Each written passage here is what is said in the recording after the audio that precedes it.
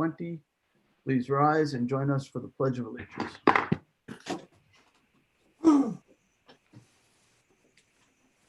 I pledge allegiance to the flag of the United States of America and to the republic for which it stands, one nation, under God, indivisible, with liberty and justice for all.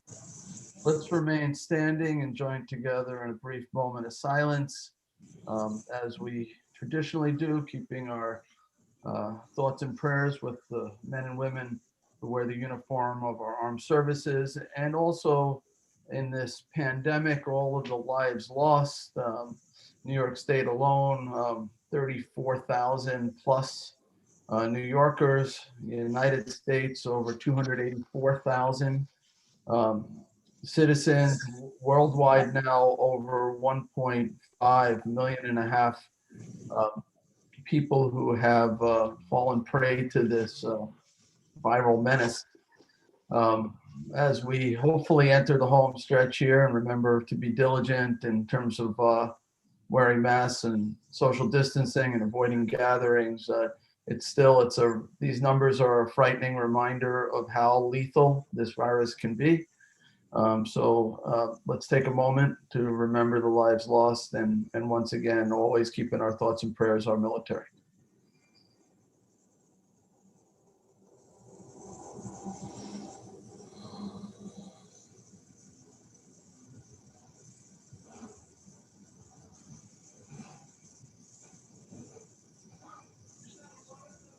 Okay, please be seated. Madam Clerk, Cindy Schermeyer, would you please call the roll? Certainly. Supervisor Schneiderman. Present. Councilwoman Lofstad. Here. Councilman Martell. Here. Councilman Bouvier. Here. Councilman Schiavone. Present. All right, so before we get into the agenda, I've had a request from our tax receiver, Teresa Kiernan, to approach the board and make some comments or announcements. So Teresa, you have the floor. Thank you, Supervisor. Can everyone hear me okay? Yes. Thanks, sir. Okay, I just wanted to do my annual quick announcement regarding property taxes. We're in the process right now of preparing the tax bills and getting them ready for the mail. As a reminder to our residents, the first half is always due on January 10th. That's a Sunday this year, so we will accept postmarks on January 11th and of course in person on January 11th. Speaking of in person, of course, taxpayers are permitted to come to the building, but we would love it if more people would try our website. So if you all go to southamptontowny.gov and click the link called Taxes Sign In, you can access the property tax bills, you can make payments and get all this information on our website. Aside from that, I do want to point out that Town Hall will be closed on December 24th and December 31st. Normally we're here half a day, but this year, thank you to the supervisor and town board, we will be closed. So residents should know that because those are popular days for people to come in and pay taxes. And other than that, I think that I'm good. Does anyone have any questions about our property tax process this year? Lisa, can you say one more time, in this era of COVID, how people can safely pay? What are the ways? Yes. So our website is an excellent resource. If you go to the town website at southamptontowny.gov, and there's a link, click it on called Taxes Sign In. That's the property tax portal. In addition to paying online, you can just call my office. We can accept payment over the telephone. People can pay with their checking account or with a credit card. There is a fee. So if you pay with your checking account, it's a $1 fee. If you pay by credit card, it's 2.25% of your tax amount. And we can do that for you over the telephone if you are not having any success on the website. So there are other options other than coming in person. Of course, the mail is an option, and all of that information will be included with your tax bill of where to mail, and there's a return envelope. And that's it. If you pay on the website, can you pay by check as well, or just credit card? Yes, also both. So you need it has to be a checking account. So it's an ACH payment. And that, again, that fee is $1. If you use your credit card, the fee is 2.25% of your taxes. Right, but a check, it's just $1. $1, yeah. Okay. Yeah. Anybody have any questions for our tax receiver? All right, Okay. thank you so much. Thank you, everyone. Thank you. Thanks, Thanks, Teresa. Teresa. All right, and the other thing I wanted to do is I wanted to expand our agenda a little bit. There are 8 resolutions in your walk-on packet. So I'd like to go through those and see if we can add them to our agenda. 35325 authorizes supervisor to sign an amendment to the lease agreement with 38 Little Plains Road. 35329 authorizes supervisor to execute a donation agreement for a perimeter fence at the historic Nathaniel Rogers House in Bridgehampton. 35330 awards and authorizes supervisor to sign contract for supply number 2 fuel oil service and repair. 35352 offered by Councilman Bouvier authorizes funds for the historic burying ground account to repair landscape damaged at Southampton Town's historic old Southampton burial ground. 35353 awards and authorizes the supervisor to sign a contract with NV5 for planning and engineering for the implementation of the Hampton Bays bicycle lane multi-use trail in Southampton. 35356 is the warrant number 23. 35359 is a notice of public hearing to consider amending Town Code Chapter 111 in connection with parking permit requirements at Forster Memorial Beach. And lastly, 35366 would authorize the supervisor to sign a stipulation and order with the New York State Department of Health. So I will make a motion to add all 8 of those to our agenda. Do I have a second? Second. Seconded by Councilman Bouvier. This requires a minimum of 4. All in favor? Aye. Okay, it's unanimous. Sunday, all those resolutions will be added. Before we get to the next order of business, which would be the approval of the minutes, I wanted to give Ryan an opportunity, if he so chooses. He's with us today. If there's any updates related to the pandemic, we remain in a state of emergency. We have been in one, I believe, since March. So that is changing lots of things within the town, including the closing of our senior centers and adult daycare, various different, town hall changes, etc. So Ryan, do you want to give us any updates? Sure. Thanks, Supervisor. It should be fairly brief. I think everybody's kind of tuned into the fact that the numbers still continue to go up. Our recommendations still stand with regards to folks maintaining social distancing, wearing masks. Please try and limit gatherings, and that message becomes more important than ever as we continue to progress into the holiday season, where people do have a tendency to want to gather with family. It's understandable that people want to do that, and we're certainly sympathetic to the fact that it's upsetting not to be able to do what we're used to and not being able to be around family. But if folks aren't in the same household as you on a regular basis, and you could minimize the ability to try and gather, it would be wise.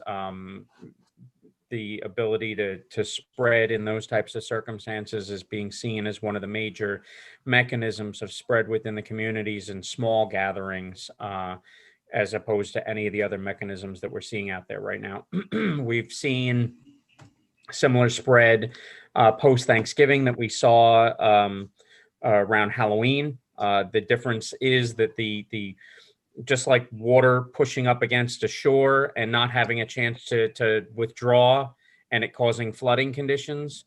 Well, the numbers never had a chance to withdraw back to pre-Halloween numbers.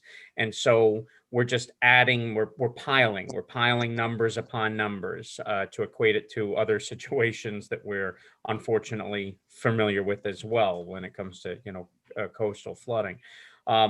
Where the numbers never went back to pre-Halloween time, so we are looking at higher percentages than we've seen in many months in terms of the percent positive out of the tested population. As of yesterday, the states also announced that they're paying very particularly close attention to hospital statistics.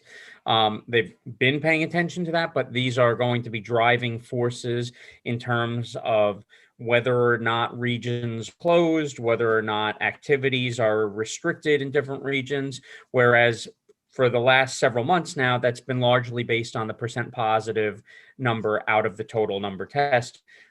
If hospital patients that are dealing with COVID continue to go up in hospital facilities, if hospitals continue to surge, if the capacity continues to decrease within the hospital system in a region, the state will take action based on what they're seeing in terms of hospital statistics, which could mean if gatherings are allowed to be, 50 in an area, it might decrease almost as if we were being placed into a yellow, or if we were in a yellow, being elevated to an orange or a red zone where different activities can close. Different businesses may have to go back in time to more restrictive status from earlier in the pandemic and things of that nature. So we have we've been in Southampton, we have to continue to pay close attention to what our local hospital statistics are. We found yesterday that the Southampton Hospital reported that numbers were down a little bit from the weekend, not by much, but up significantly from a couple of weeks ago from when we spoke to them. I would say more than double what the numbers were just two and a half weeks ago. So all in all, not great information to report right now. The spread continues. We just need people to take the appropriate protective actions. We still continue to run our testing site at Red Creek Park. Yesterday, 102 additional people were tested at Red Creek. All in all, at Red Creek at this point, I would say we've tested somewhere in the vicinity of 500 plus people. So people are availing themselves of that testing location, and we plan to continue to try and maintain that site being open through at least till the end of the month, and that's a great partnership between us and Southampton Hospital. And I know the school just recently completed their testing in Hampton Bays as well. The numbers for the yellow zones are going down slightly in terms of the positive percentage compared to what they were when those yellow zones were declared. But the yellow zone to the northern part of the township up in the Riverside, Northampton, Flanders area, that's actually seen a little bit of an increase from where it was a week and a half ago. So we're down from where we started, which is good, but we're up from where we were in that area about a week ago.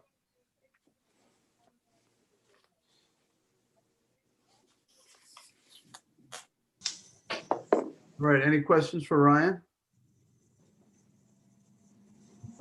All right, thank you, Ryan. Thanks, Ryan.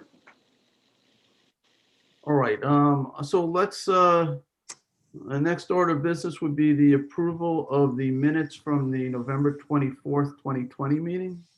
I'll make that motion. Second. Second by Councilwoman Lofstad. All in favor? Aye. Aye. Aye. Approved. Okay, I'll ask our clerk, Cindy Shermai, to read the communications. Following communications have been received in the office of the town clerk. We have received public notices from the town of East Hampton, town of Riverhead Planning Department adjacent municipality notification for a location on Railroad Avenue, Urban Renewal Overlay District, Town Fire Districts, annual election notices for Tuesday, December 8th, which is today. Bridgehampton Fire District is 6 to 9 p.m. East Quogue, 5:50 to 9 p.m. Eastport, 6 to 9. Flanders, Hampton Bays are both 6 to 9 p.m. Riverhead Fire District is 3 o'clock to 9 p.m. Southampton, 5 to 9. And West Hampton Beach Fire District is 6 to 9 p.m. The following petitions, letters, emails, and land use applications have been received. We have received a petition for Town Law 200, petition for Old Farm Road, Sagaponic. Letters and emails have been received for proposed Chapter 205, Waste Management, Shinnecock Hills Moratorium and Unmarked Graves Protection, and a Zoning Board of Appeals applications for Peconic Crest in Shinnecock Hills and Cliff Drive in Bay Point. Bid opening took place for supply number 2 fuel oil service and repair on December 2nd. The following report was filed from the Office of the Tax Receiver. Transfer of the Hampton Bays water arrears to the 2020-2021 tax roll. Revised transfer of unpaid alarms to 2020-2021 tax roll. And the 2020-2021 tax warrant. And that concludes the communications for this meeting's agenda. Thank you very much, Cindy. All right, we have 8 public hearings on for today. Cindy, would you read the first public hearing notice? Certainly. Public hearing number 1 on the acquisition of lands of Edwards et al., Bridgehampton, and amend the CPF management and stewardship plan to include the property. All right, thank you. I will ask our CPF program manager, Lisa Combring, to introduce this. Good afternoon, Mr. Supervisor, members of the board. Public hearing number 1 concerns the potential acquisition of property on Old Sag Harbor Road in Bridgehampton. I'm going to share my screen so you can see an aerial of the property. All right, can everybody see that property, which is outlined in yellow? It is Suffolk County Tax Map number 936-1, 24.1. It is owned by Edwards and others, approximately 25 owners. The property is 9.2 acres in size. It's located in the CR 200 zone and could potentially be divided into 2 lots. The property is, as you can see, adjacent to other preserved property to the east and also to the south. The property is contained, referenced in our CPF project plan. It's in the Eastern GEIS Open Space Preservation Target Area. It is also in the critical environmental area, the Aquifer Protection Overlay District, and the Special Protection Groundwater Area. It would be allocated 1.5 development rights in the Bridgehampton School District. The purchase price for this property is $1.2 million. Is it accessible, this property? There is an old trustee road that runs to the north of it. And to the south, is that power lines or is that a road there that bifurcates the property? Those are power lines. Mhm. And just beneath it, the town, I guess it's a town development rights owned. On PDR, right, agricultural lands, yes. Okay.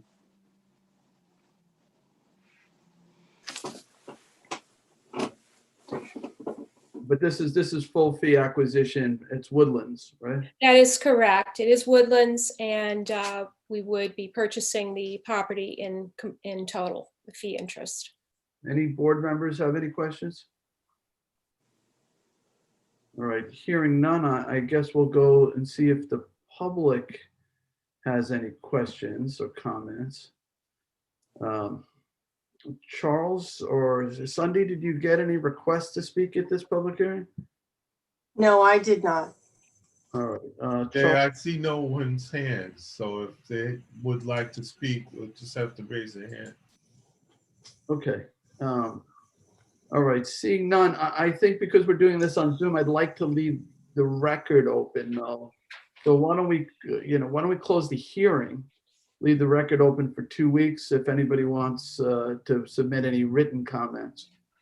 All right, that's my motion. Do I have a second? Second. second by Councilman Schiavone. All in favor? Aye. Aye, all right. So the hearing is closed, but the record will stay open for 2 weeks. All right, Sunday, would you read the next public hearing notice? Public hearing number 2 on the acquisition of lands of the estate of Vivian A. Culver, West Hampton, and amend the CPF management stewardship plan to include properties. Thank you, Sunday. And once again, Lisa, would you introduce this? Yes, thank you, Mr. Supervisor, members of the board. This property is owned by the Culver Estate. It's 2 lots, 71A and 71B, Baycrest Avenue and West Hampton. I'm going to share my screen so you'll be able to see the aerial. Okay, can everybody see the aerial for the 2 lots, hopefully, outlined in yellow? As I mentioned, these are in West Hampton, Suffolk County Tax Map numbers 900, 376, 2, 7, and 8, approximately 1.7 acres in total. As you can see, they are both flag lots. They are undeveloped.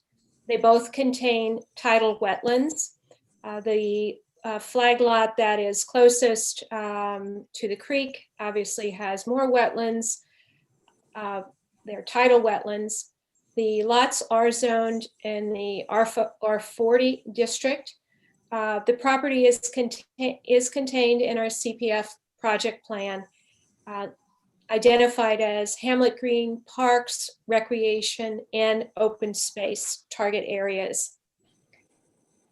The development rights allocation would be either 1 or 2 development rights, depending on a single and separate search that we need to have done prior to closing. The purchase price for these 2 lots together is $600,000. All right, I don't think I have any questions. We don't own the piece though to the west of it, the large piece. We do not own that piece, no. And that seems like that would be sort of critical to these pieces if they were to join that open space. I'm checking to see who the owner of that parcel is. It may be that we have done outreach on that parcel. Typically, when there is a piece like this, we try to do outreach on any adjacent pieces to see if we would have a willing seller. Mm-hmm. And then the piece to the north of it, it seems we own a piece along the highway. That's an improved piece. What is that parcel? You just bear with me, I will check that.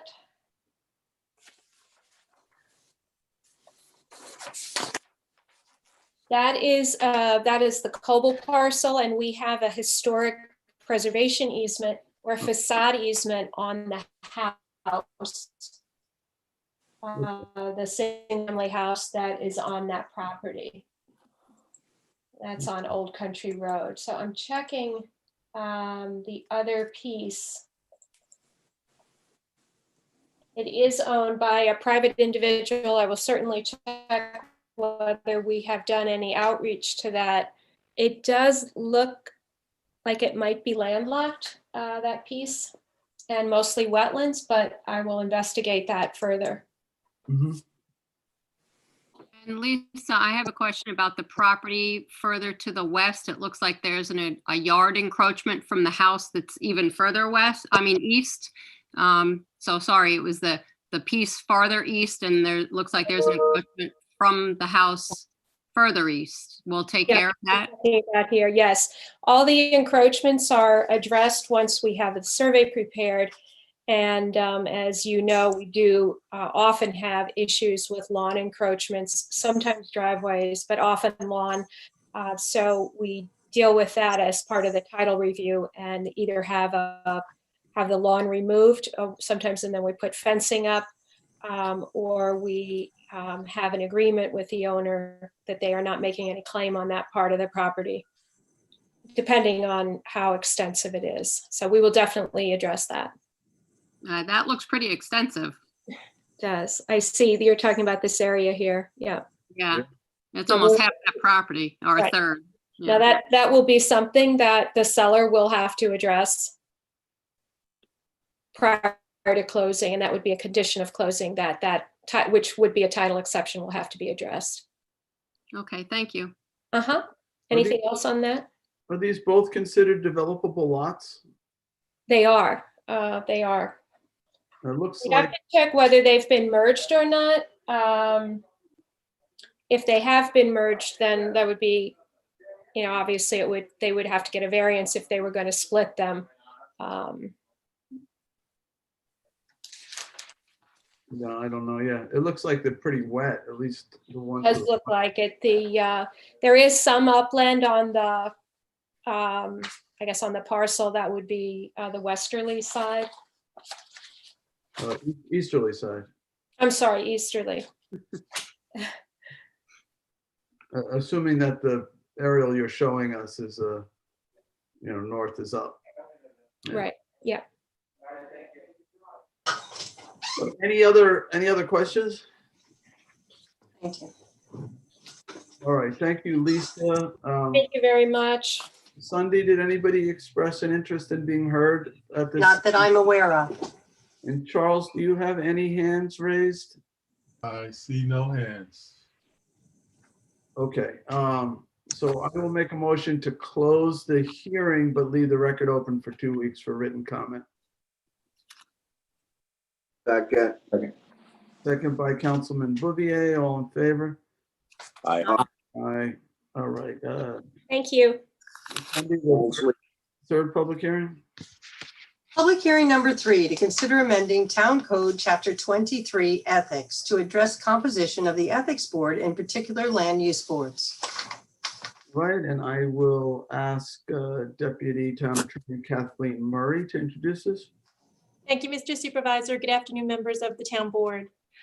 Before you are proposed changes to the town's current ethics code, that is Town Code Chapter 23. You should have received a revised version before you that was circulated on December 4th for your review and consideration. There are 3 specific changes, and if you can see that on the screen, I'll address them in the order that they appear in the code. First, at section 23-4, standards of conduct, which addresses the subsection M, addresses the planning board, zoning board, and conservation board. The law has been changed to state that no more than 4 members shall be registered to vote in the same political party or be non-affiliated or unregistered to vote. Currently, the code states no more than 3, as you can see. So this would increase it to 4, which is a quorum for each of these boards that have a total membership of 7. The section then goes on to note that in the event the membership of any of these boards is either increased or decreased, then no more than a quorum shall be registered to vote in the same political party. The next revision is the addition of a subsection N entitled Appointed Board Members.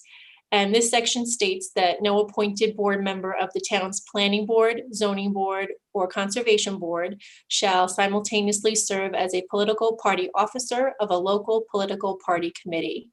This has been revised since it was first noticed to change official to officer and to remove committee person. So it's only affecting a political party officer of a local political party. And the third change is in section 23-19, which addresses the composition of the ethics board. And in that section, subsection B has been changed in a similar capacity as the other land use boards. This has been increases 2 to 3, so that no more than 3 members of the ethics board shall be registered to vote in the same political party or shall be unaffiliated or unregistered to vote. And 3, the membership of the ethics board is 5, so 3 would be a quorum. Does the board have any questions? Yeah, Kathleen, on that last piece, on the ethics board, the current law also prohibits anyone who is affiliated as a committee person with a political party, correct? That's correct. The current ethics code already says that if you look at subsection 2 and Subsection C, no person may be appointed as a member of the ethics board, and you'll see 1 and 2 deal with both political party membership as a committee person, and also it extends to campaign managers, other officers, or members of a political party committee. So that's definitely more stringent than your land use board restrictions. So you can be registered with a political party, but not active in a formal way with the party. Correct. You can't be a committee person, would be probably the first level of involvement that the restriction applies. Okay, but on the land use boards, you can be on the committee, but not an officer. In Correct. a more influential position. Right. Correct. All right, let me see if anybody from the board has any questions about this. I just have a comment. Go ahead, Julie. I'm a little concerned about the change about the quorums. It's my own personal feeling that I think that there should not be a quorum with the same political parties. And I know part of the reason is we're having trouble filling those appointed board seats, but maybe we need to look into looking further afield to find people who are interested and qualified in getting on our appointed boards instead of changing the number of people from a similar political party. My personal thoughts. Thank you. You know, in a perfect world, these appointments, you never check to see how somebody is registered. It should be irrelevant. We should be looking for the most qualified people to serve, regardless of their political persuasions. But there's right now this law that is very restrictive, and I've never seen it anywhere else. You know, if you go to, let's say, neighboring East Hampton, there's no such restriction. You could have all 5 members or all 7 members of one political party. I don't know any other town that has a restriction similar to this in any other way. The town board, as you know, has 4 members of one party and 1 of another. It's really a supermajority. This still maintains sort of the spirit of the original law, which allows for a sort of a dissenting opinion by making sure that there's minority representation on every board. But it doesn't prohibit the party that the public has put in charge from allowing other boards to have a similar majority. So it's unusual, this restriction in the town of Southampton's code. But at the same time, other towns like East Hampton do have restrictions in terms of political officers serving on these boards. And we don't. And I think that it does sort of make sense to put in place a restriction that somebody who is an operative or somebody who is very active in the decision-making within a party, they really need to choose whether they would like to be a political operative or be on a land use board. And I agree with that portion of it. Absolutely. I agree with you. And, to me, it's really important that the public has confidence that our land use boards are not making the decisions on anything other than the merits of the application. So, that's why I put this law forward. Any other questions? Not a question, but a comment. And I have to say, I've been uncomfortable with this particular part of our code since its inception. I know it was put in by a previous board. There's a number of scenarios here that I think could be problematic. What if a member of one of our land use boards decides to change their political party? We would then have to, presumably, remove them from the board because of their First Amendment rights, or so it's just, I'm going to support this. I think it's a step in the right direction, and I understand the spirit of the law, but as a condition to serving your town, that we ask your political party, I just don't think is appropriate here. And as you're aware, Councilman, the past practice has been people have gotten around this law just simply by changing their party.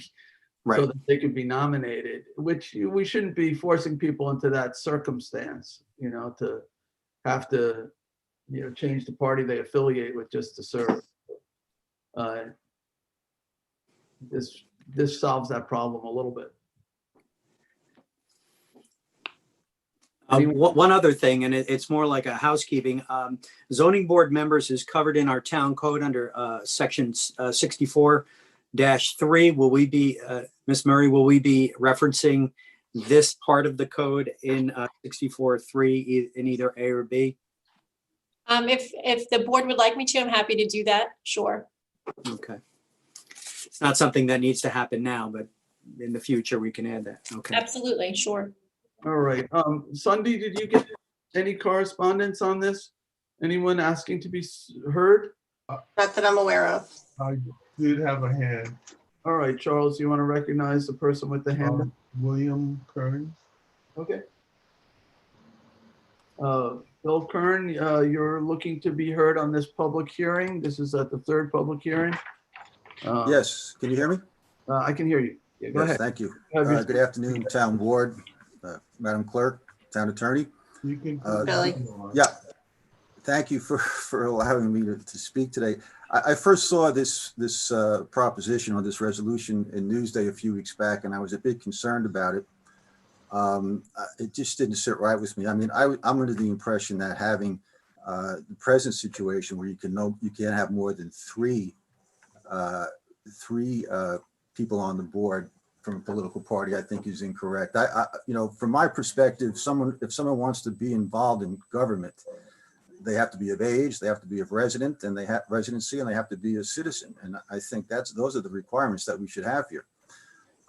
We have in Suffolk County the chairman of the Democratic Party and also the town supervisor, I believe, of the town. We have a situation here where in the past election, someone from a party ran for town office. A leader of a party ran for town office. Yet the situation here is that we cannot have people who are on boards, planning boards, and zoning boards, which are important boards, no doubt about it. You're limiting who can be involved. And I think what you're doing too is by saying that you're authorizing a quorum to have the situation exist. What you're actually doing is mandating a majority. You're giving one party a majority in the town in these planning boards, which I think is not right. I think there's a double standard. I'm not sure what the answer is. I mean, I'm not saying I have an answer, but I just think that to kind of manipulate who can be on a board by virtue of what political party they're involved in doesn't seem to be right to me. I mean, I know, and you might know, that on these boards, decisions are made based on what party you belong to. If you're a Republican, you vote one way. If you're a Democrat, you vote one way, with very few exceptions. So I think that if you're going to, manipulate who can be on the board, that's not necessarily a good thing. I mean, are these jobs posted on the town website at all? Is that a fair question? The town website lists who's on each board and when their terms expire. Right, but I mean, if you're saying that you're having trouble finding candidates, one way to do it would be to post the positions and interview and screen them, irrespective of and let the best person win. But to say you have to have a quorum or you have to have X number of people on a board of a certain party, to me flies in the face of democracy, to be very blunt about it, and I think it's wrong. So Bill, just to be clear, the code already does that, right? I understand that, and I have a problem with that too. So, I thought of eliminating the restriction altogether, just completely get rid of it. And, if you want to have everybody from one party or a different party, and basically pick the most qualified people. But I tried to keep a little bit of the spirit of the intent of the law, which was to make sure that there was some bipartisanship. Allowing for a majority, but not a super majority on any board of a political party. It sounds almost like you're saying get rid of the law entirely and have no restrictions. No, I'm saying that this is a tricky situation, and I'm saying that there isn't an easy answer. But what I am saying is, by establishing a quorum, you in effect are giving a mandate. You're giving a majority. If you have 4 people on a board, max, and they're there, they have a majority, they rule. And it's a situation where I don't think that you should be looking at people based on their political orientation. I think you should be looked at people based on their qualifications. And if you can't get people that are qualified, I think you have to dig deeper into the town to find people that are. These are important boards. These are boards that dictate the future of the town, much the same way you folks do. So I think that this is something that is very important. And I think to kind of manipulate things in this fashion is not the best way to do it. All right, we appreciate your comments. Thank you. All right, thank you. All right, Charles, do you have anyone else who is asking to be heard? No other hands. All right. Does this need to be held open? Probably. Kathleen, we don't have an approving resolution on, do we, in the packet? No. So No, Mr. Supervisor, we do not. all right. So let's. I'm going to make a motion to close the public hearing and leave the written record open for what, 2 weeks. Is that the next meeting we have? The 22nd is the next meeting. I recommend 10 days if you'd like to consider an adopting resolution at your next meeting. Appreciate that. All right. All right. I'll make the motion then to close the hearing, but leave the record open for 10 days for written comment. Second. Seconded by Councilman Martell. All in favor? Aye. Aye. So that is closed. All right, Madam Clerk, the 4th public hearing. Public hearing number 4, to consider amending Town Code Chapter 205, Waste Management, to amend and add definitions, amend regulations, address waste management on commercial properties, and require a permit or single entry pass for residential self-haulers in Southampton Town transfer stations. All right, thank you. Am I correct in saying that Assistant Town Attorney Kelly Ann Doyle will introduce this? Yes, that is correct, Mr. Supervisor. Okay. Thank you, and good afternoon, Mr. Supervisor and members of the Town Board. Before you are proposed changes to Town Code Chapter 205 regarding waste management within the town. You should have a revised version of the local law that was circulated on December 4th for your review. That revised version includes changes at 2 sections. First, the effective date of this proposed local law was changed from February 1st, 2021, in order to state upon filing with the Secretary of State. So this local law could be effective upon filing rather than a specific time or a date. So we don't have any issues being constrained with some time period. The second revision pertains to application requirements for commercial carters. That's going to be the new section 205-7D, which I will go over in further detail. But first, the main purpose of updating this chapter is to reflect current town practices and also to correctly allocate costs of recycling and waste management among residents that are utilizing the town transfer stations. The biggest change here is going to be the introduction of a permit or a single entry pass requirement for residential self-haulers using the town transfer stations. Before we get to that section, I'll just try to briefly go through and address some of the changes. There are a few minor amendments to the definitions found at 2052. We added a definition for attendant. The definition of plastics was slightly revised. The definition of residential self-hauler was slightly revised to include a lessee. There's a new section 2053 that was added. This just generally prohibits dumping waste within the town, except in designated areas. The regulations at what would be the new section 205-4 were revised. So the time frame for collection on residential properties would be from 6 a.m. to 5 p.m., but collection on commercial properties that are adjacent to residential properties would remain 5 a.m. to 5 p.m. Regulations were also updated to require that containers are rinsed clean now and that cardboard is clean, can't be greasy. And the biggest change here is going to be the new requirement that all vehicles transporting refuse into the transfer station have the permit or the single entry pass, which we will get into in further detail in a moment. The new section 205-6B1E would add a new requirement for commercial residential complexes, things such as hotels and motels. So they would have to provide labeled recycling containers within each dwelling unit.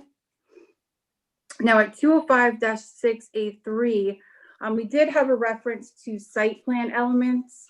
Here, I would actually recommend that we take that out. So this section is not dependent upon an amendment to chapter 330-183. That would just make it easier. So this local law wouldn't be dependent on amending another chapter. Section 205-7, subsection D, lays out the application information requirements for commercial and private carders. This is where we had made some changes from what was originally noticed. The first thing that we would do is remove the requirement of a record of prior convictions. Right now, the town is not presently requiring that information in order to issue the permit. The purpose of the permit is really to track and monitor solid waste, so this information doesn't seem necessary. The next thing we removed would be the requirement for a copy of the Suffolk County Department of Health Services permit. Presently, the town does not collect that information, and it's not required in order to issue the town permit. The town also is not currently collecting information regarding vehicle registrations. We are collecting license plate numbers, which is sufficient for purposes of the private or commercial carder permit. And D8 was revised to expand the list of materials intended to be hauled by the applicant. We'd like to track additional materials such as land clearing debris, biosolids, yard waste, septic waste, oil, commercial food waste, and hazardous waste. Now, regards to hazardous waste, this is not saying that hazardous waste would be allowed into the town transfer station. This is just for purposes of tracking what these private and commercial carters are hauling. Now, the new section 205-9, this is the biggest change here. This is where we set forth the requirement for the permit or the single entry pass for residential disposal at the town transfer stations. So the resident lessee permit would be available for residents, taxpayers, and lessees. And they could dispose of household waste, recyclables, and leaves. The permit would be valid for 1 year, and the permit fee would be set by a separate resolution of the town board that could be changed annually. Right now, the fee that has been discussed for the first year is $50. And then permits for vehicles registered at the same address could have a half price fee. And seniors and veterans would receive a discount. At the present time, for the first year, a $30 fee has been discussed for seniors and veterans. And then also a single entry pass would be available to town residents, renters, lessees, and guests. Now, this would only be available at the North Sea and Hampton Bays transfer stations because we only have attendance at those two stations. And this would be available to any residential self-hauler to dispose of household waste and recyclables. The single entry pass would only be available for that 1 day, for the date of entry, one time. And the present fee that was discussed would be $10. And finally, the new section 205-11 just clarifies that additional fees would be charged in addition to the permit or the single entry pass in order to dispose of additional things such as yard waste other than leaves, and also brush, residential tires, metals, bulk items, construction debris, and demolition debris. That would be set by separate resolution. And that sums up the changes to this section. Our Town Director of Municipal Works, Christine Fenton, should be here. And if she would like to add anything that I might have missed or answer any questions that the board may have. Is Christine here? He is here. She needs to unmute.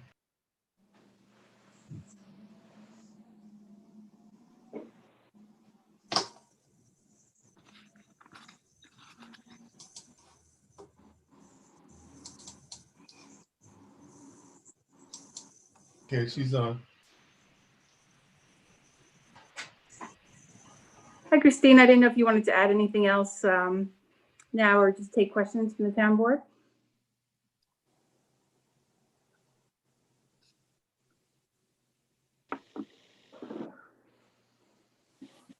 Getting no audio.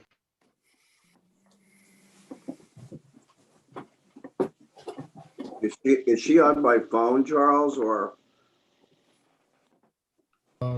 I don't, that's a good, it is showing a microphone, but I hear no. All right, so Oh, right.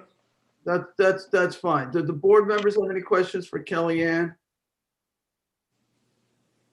All right, and Kellyanne, you had mentioned a fee, but the resolution, the public hearing is not on any particular fee, only on the ability to charge a fee. That is correct, Mr. Supervisor. Right. Yes. That would be debated if we are to charge any fee and if it, what that might be and what the discounted fees would be. That would all be by separate resolution. Yes, that is correct, Mr. Supervisor. Okay. I think she is on the phone. Hang on a second. While we see if Christine wants to say anything, I'll just say that, you know, it's important, obviously, to recycle. It's the right thing to do and to be able to reuse these materials. The unfortunate circumstance we face is that we've been accepting these free of charge. And for many years, that was fine because there was value to these recyclable commodities. That has changed and now it's become quite expensive to get rid of them. We don't subsidize the regular trash stream through the green bag programs. And likely we will continue to subsidize the recycling program. The question is, to what level do we want to recycle to subsidize it? Should the people who use the facility, which is about 10 to 15% of the population, be fully subsidized by other taxpayers, partly subsidized or not subsidized? I think that's a question for the town board. If the recycling markets return, I could see this going down to zero once again. It could be just a very, temporary measure, but this would be likely a small contribution toward the cost of operating it, not including the value of the land, but the labor and the disposal costs, utility costs, etc., are significant. So that's why the board is looking at this. All right, Christine, did you want to say anything, or are you available? Yes, can you hear me? Yeah. Yes. Okay, thank you. I apologize for that. And I think you covered it very, very well, Jay. This account, waste management transfer stations in the account, the town budget has always operated as an enterprise zone whereby the revenues have covered the costs or the to operate, meaning that the green bag sales, the scale house revenues, the scrap metal have all been sufficient over the past number of years at covering the cost of operations, including repair and equipment, the tipping fees, the cost of gas and diesel to haul this material up the island. But over the past couple of years with the ever-changing markets in China and recent DOT tractor trailer restrictions, the prices to dispose of some certain of these commodities have increased tremendously over time. So for instance, our in the past year, our cost to dispose of commingled containers, we never received revenue for our commingled containers, but the cost to dispose of them had been $21 per ton since the end of 2016. This year it jumped to a cost to dispose of $60 a ton. The cost of paper and cardboard used to be a revenue. We used to make about $200,000 on the sale of our paper and cardboard commodities. In 2019, we started having to pay to dispose of that. In 2020, it just got worse. 2020, we also saw a market increase in the cost to dispose of C&D. All that combined with the increased costs due to salaries, hauling, and the increased quantity of actual waste products due to the uncertainty of COVID and the increased population out here has caused this budget deficit issue that we felt that the annual permit could overcome and could be adjusted from year to year based on market value. All right, any question for Christine? Well, I just want to make a clarification for the public that our waste management system is run under an enterprise fund.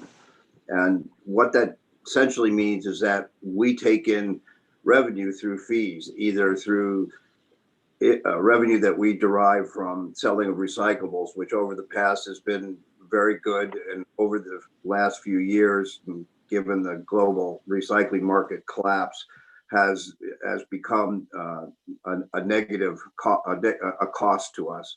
Whereas we enjoyed the ability to provide that service free, we are now paying considerable amounts of money to actually have our recycled materials removed. But an enterprise fund in that scenario is not tax. There's no tax line for that. In other words, there's nothing on your tax bill that covers that. We try to operate the waste management system using fees derived from various services, and that includes green bags, and that includes a bunch of other things, particularly recycling. I am concerned about losing our ability to provide recycling at all, and I think one of the drivers for trying to do this is an equitable way to have some cost sharing. What was originally derived as a benefit, there was no cost to the users. To now share a small cost burden for that, and in separate resolution, I think the board would work to determine, what that fair fee would be, to consider seniors and other groups that we may lower the cost. And our solid waste and recycling committee had actually agreed to this at a level of about $35. There's been a lot of different costs thrown around to try to offset this negative cost problem that we have right now with it. And it seems equitable to find that number. And I think in discussion, we will, find the right number that offsets the current situation that we're in. But just to be clear, an enterprise fund is, it's accounted for differently. It's an accrual system in the accounting.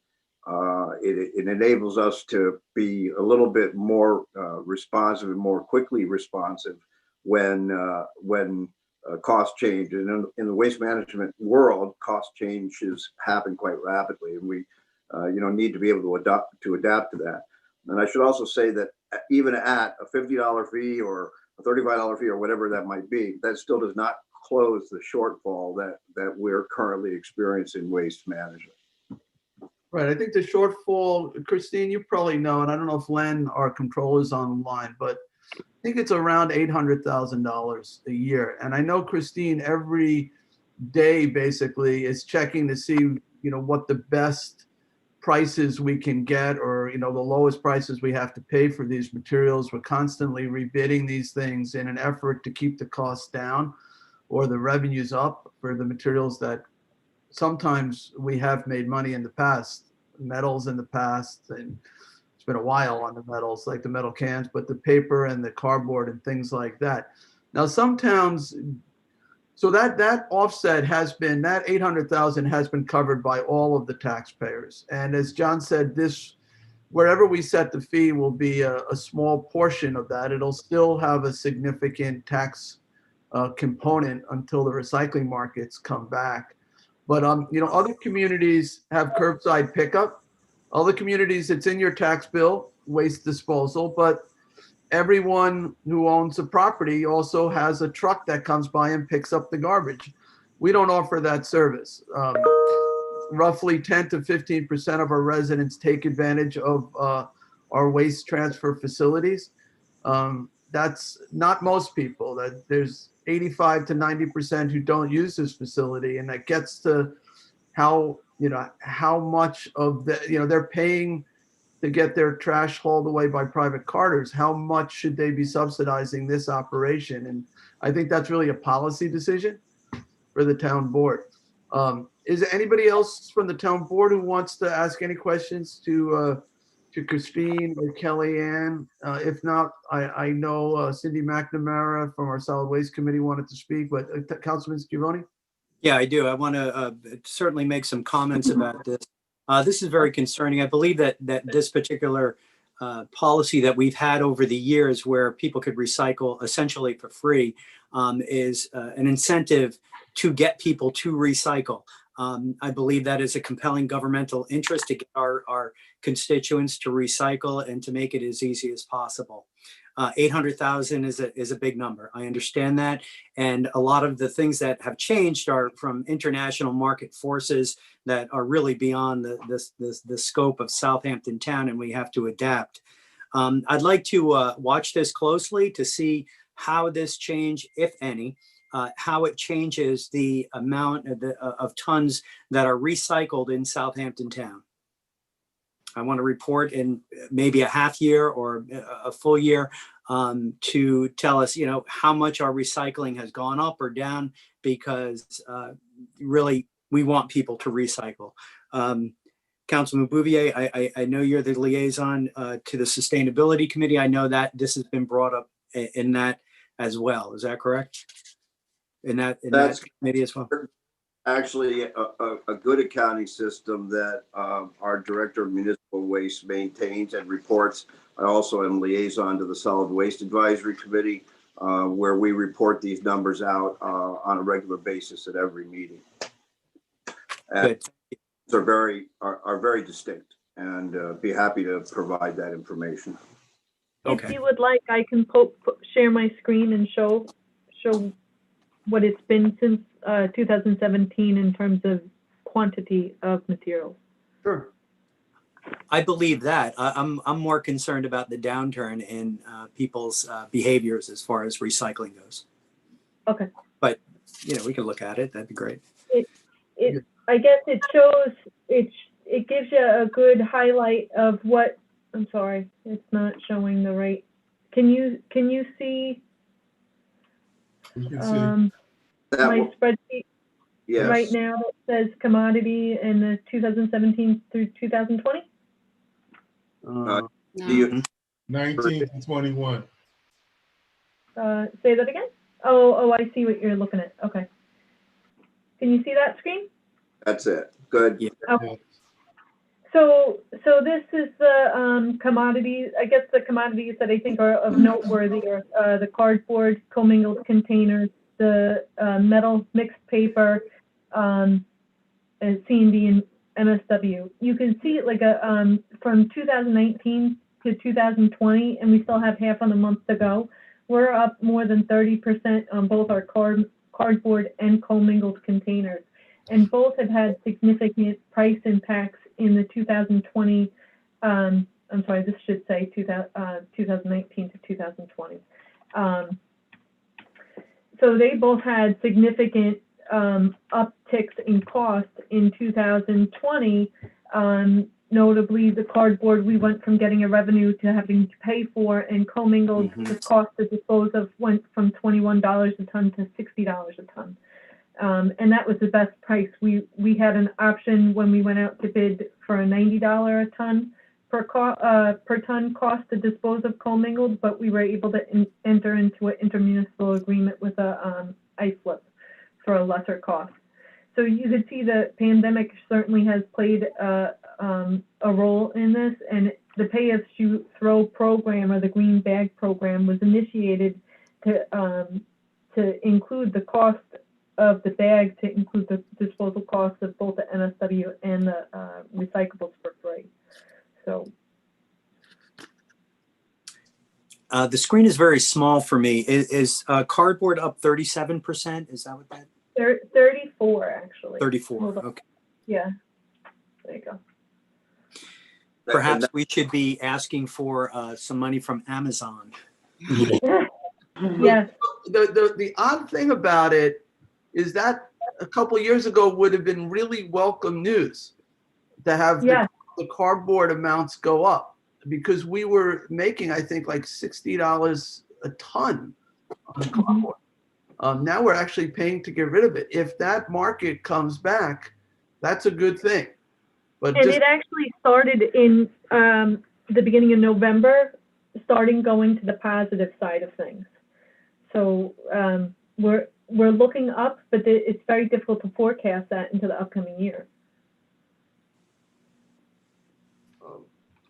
And particularly clean cardboard, that's, I think, why Christine is also recommending that we put some language in the underlying code that it has to be clean cardboard.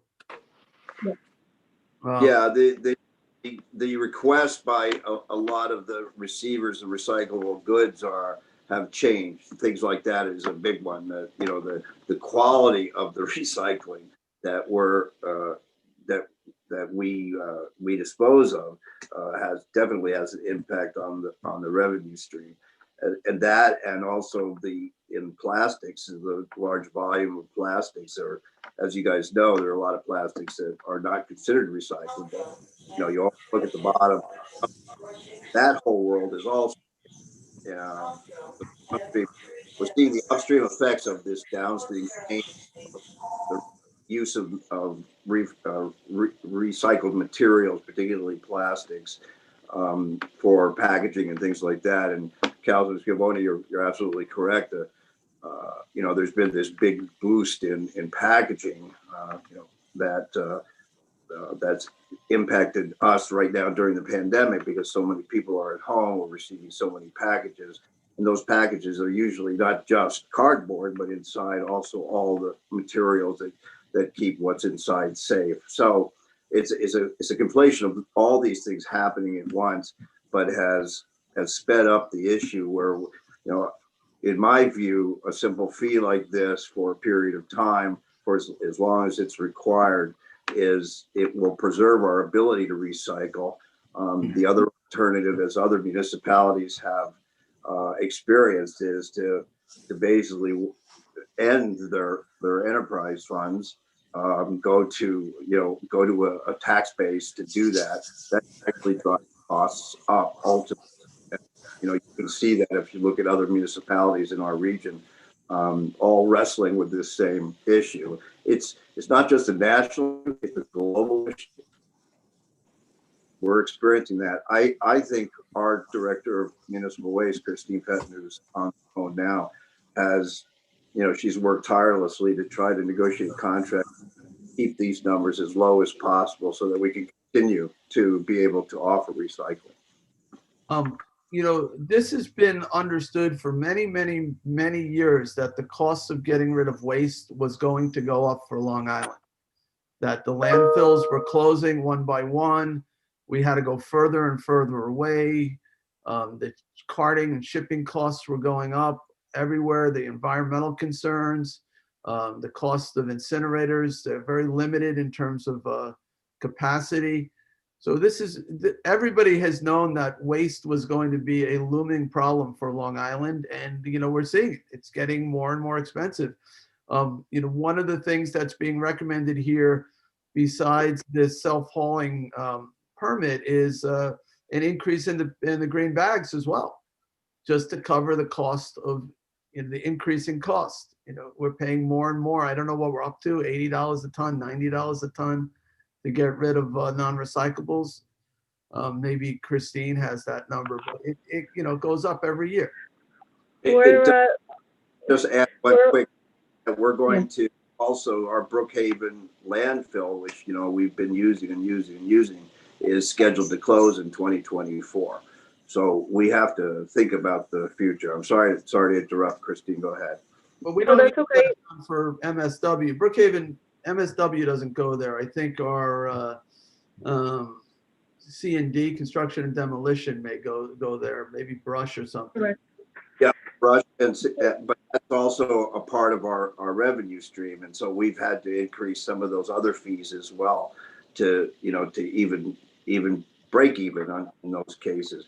If you lose that, you're then going to have to transport these materials much farther at a greater cost. Christine?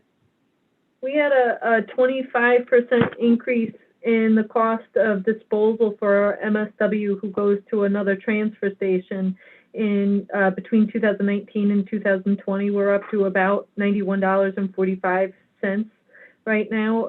We had to rebid that, and that was the best price that we could get. And it's also subject to the annual cost index for waste management application. Our C&D costs went up 64% in 2020, and that is going to the town of Brookhaven, which is also struggling with the times to try and deal with their pending closure of their C&D landfill as well. We've been trying very hard to maintain the prices as low as they can be. It's just for all of the reasons that Jay and John have both stated. It's, our best bet is to try and figure out how to reduce waste overall. We on average, it's 4.5 pounds per garbage per person per day. And recycling isn't necessarily the only thing that we should be doing. We should be reducing the amount of waste we generate and try and go with more sustainable options. Thank you, Christine. Now, I know we got at least one letter, Christine McNamara, from our solid waste. We have like 3 other people. Okay, who wants to speak? I know, though, I'm just saying to the board that we did receive a letter. It was a well-written letter, had some interesting thoughts on it concerning, whether this would increase some We've actually uses. Letters, I think, from different entities. I know there's a letter from a group from the Sustainability Committee. I know Stephanie McNamara had submitted a letter. She's the chair of the Solid Waste Advisory Committee. Stephanie McNamara, thank you. Yes, not Cindy, Stephanie. I also may I make a few comments? Sure, go ahead, Julie. Okay, so I understand the circumstances that have gotten us here and that we have to do something, but my concerns are the financial impact on our residents, those who use the facilities, especially during COVID, especially for those on fixed incomes. And I think I heard that maybe that $50 fee can be discussed in the future. Maybe we can make that more palatable. I'm also concerned about another unintended consequence of perhaps an increase in illegal dumping. There's a lot of that going on these days. Perhaps it's because of the increase in population, but I think that we need to watch that as well. And we also had said, maybe this is a temporary fee, and I hope that if those commodity prices come up, that we can get rid of this fee again. And I know that there seems to be a history of, fees and taxes get implemented but never taken away. So I just would like to, watch that. If those commodity values start going up, I think that the onus is on us to say, okay, we can get rid of this fee now, whatever it may be. Agreed. Thank you. I agree with you, Julie. And I think also that, we set those prices once a year. And I think when we draft the next reso that we can definitely look at that and find ways of protecting that against the the vagaries of the future and misuse. I appreciate your comment. Yeah, I see a future where these products do have value once again, and we want to encourage people to the greatest degree possible to bring these to us because we can get revenue from them. In which case, you know, I could see this fee going away completely, because now we're profiting from the hard work that the citizens are doing to do the separating and hauling. But right now, that's not the case. But I do want to get to the public here. So Charles, do you want to tell me who our first? Ms. McNamara is first, and then Lynn Arthur. All right. So Cindy McNamara, you have the floor. 3 minutes. I'm sorry, Cindy. Just to clarify, this is not Stephanie McNamara. This is Cindy, a different McNamara. Just wanted to clarify. And hi, how are you? Good. How are you? I just wanted to bring up a couple of things. We discussed this at our CAC meeting in East Quogue. The biggest one being nobody knows about this. Nobody that I have mentioned this to in the public had any idea that this was even a thought about thing. The biggest concern is the people that do use the town transfer station are among the lowest income families in our community, and they use the facility because, as Senior said, a lot of ways that they are able to lower their costs of getting rid of their refuse is by recycling and limiting the number of green bags that they purchase, by making sure that they recycle every last thing that they possibly can. It also limits their trips because they're cleaning out their plastics and their glass because they're storing it for a while because they're not making many trips to the transfer station. That was one of the biggest issues. I mean, I personally feel like sanitation is a town service, and it should be, we have to have a sanitation service. And if it doesn't pay for itself and you start raising costs, well, what happens? Illegal dumping goes up. Then the highway department, which taxpayers do fund, ends up having to pick up things on the side of the road, in the woods, and we still have to pay to dispose of them. There have been fees increased at the transfer stations for land clearing debris and such. I believe there is an issue there with, it's very easy to collect those fees from the businesses that are doing things legitimately and have their town business permit and have their name on the side of their truck. But let's face it, there are a lot of businesses that aren't doing things the right way, and they're going and they are utilizing our transfer stations, and they are charging customers to remove land clearing debris, and they're dropping them off at our town transfer stations and not paying for them. The taxpayers are paying for that. There's a lot of areas where I think things could be tightened up, and places where increasing fees make sense, where if you are going to go to the town and you're going to dump off a refrigerator, instead of paying X amount of money for that refrigerator and $10 for a daily permit fee, why doesn't dropping off a refrigerator just cost $10 more? I'm also concerned about the workload for processing all these permits. I mean, at the end of the day, $30 for a line of people at the dump trying to get permits, is that time well spent? Is that going to pay for itself? There's a lot of things here, and my biggest concern really though is the people that this will impact, and also the fact that from my observation and from the people in the community that I've spoken to, nobody knows this is being proposed. Okay, thank you, Cindy. You're welcome. Thank you. Well, definitely take your thoughts into mind. Thank you, Cindy. Thank you. Okay, Charles, who's next? Lynn. All right, Lynn Arthur. Thank you, Supervisor Schneiderman and members of the board. Hi, my name is Lynn Arthur, and I live in a home that I've owned for 20 years, which is 2 miles from the North Sea Transfer Station. I'm also a volunteer member on the Town Sustainability Committee and the North Sea CAC. So I'm here today to read a letter into the record. And it starts, obviously, with, it opens with, Dear Supervisor Schneiderman and members of the board. It's no secret the global recycling industry has turned the economics of recycling on its head, where once the town could collect some revenue from selling recyclable material, the town must now pay a fee to have it removed.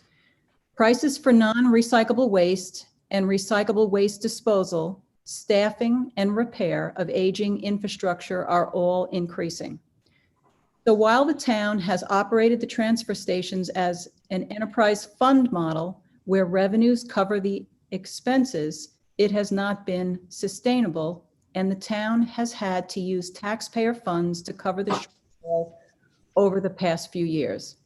In addition, the increased year-round population from the pandemic and no financial support from the state or federal government just adds to the challenge of balancing the budget associated with our transfer station.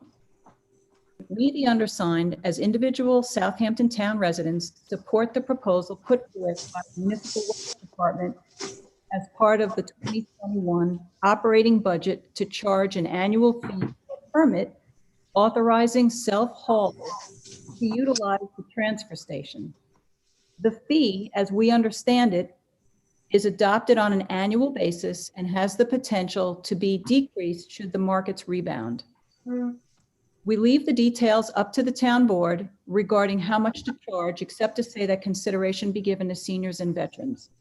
Now, this is signed respectfully by 12 residents and 1 non-resident who in his email to me stated that he might consider moving to Southampton because in East Hampton, where he lives, he pays $100 for the same privilege.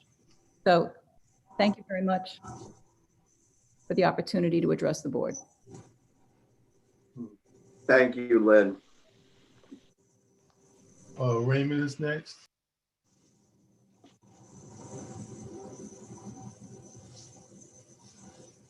Who is next, Charles?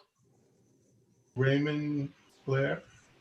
Needs to unmute his, there you go. I'm unmuted.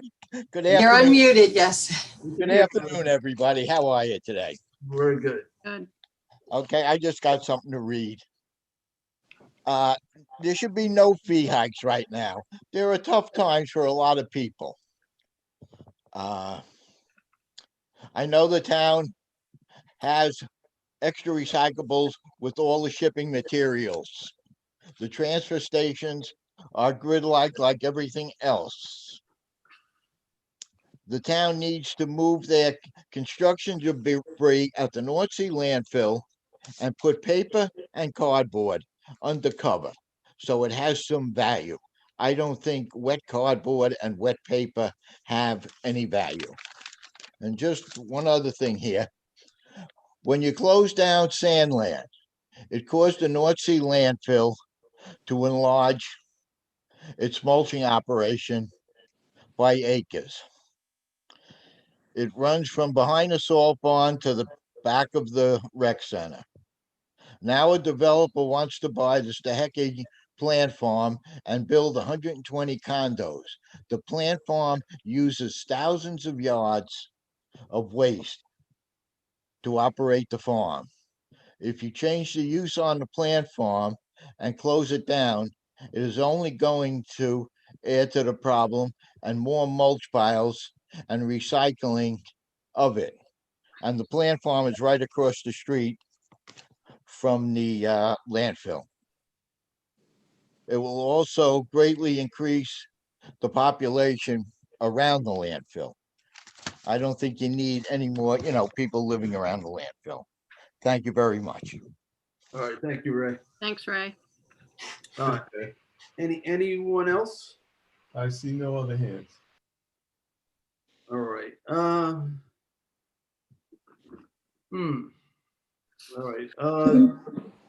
right. John, this is your resolution. Do you maybe leave the written record open? You want to close the public hearing? Yeah, I'd like to close the public hearing and then leave maybe a 10-day comment period, written comment period.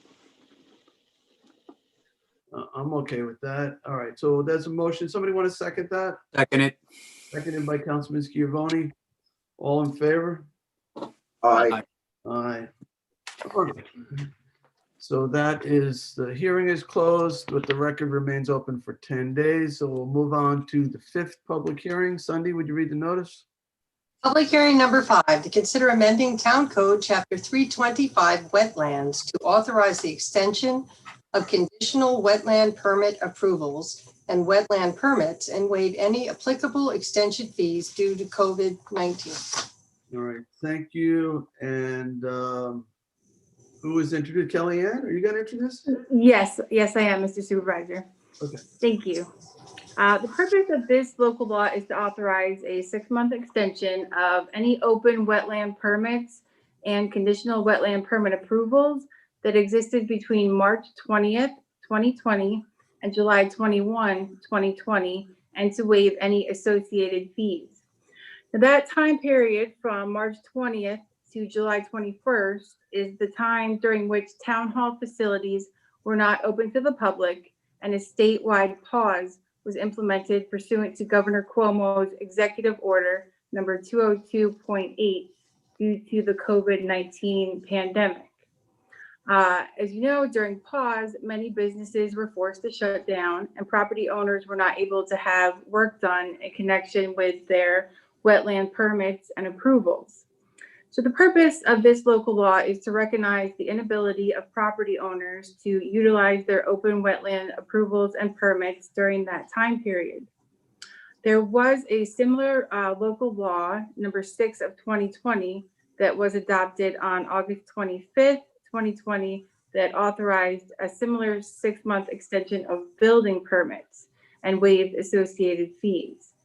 So we would like to provide the same measure of relief as was done for building permits to those property owners that also had wetland permit approvals or permits or conditional permit approvals. So there is a resolution of adoption on the agenda today for your consideration, if the board is so inclined. Does the board have any questions? Any questions for Kellyanne? These wetland permits are often go sort of hand in hand with the building permit, right? You need them both. Correct. First, you would have to get your wetland permit, and then after you complete that work, then you could apply for the building permit. Right. Okay. Any other questions?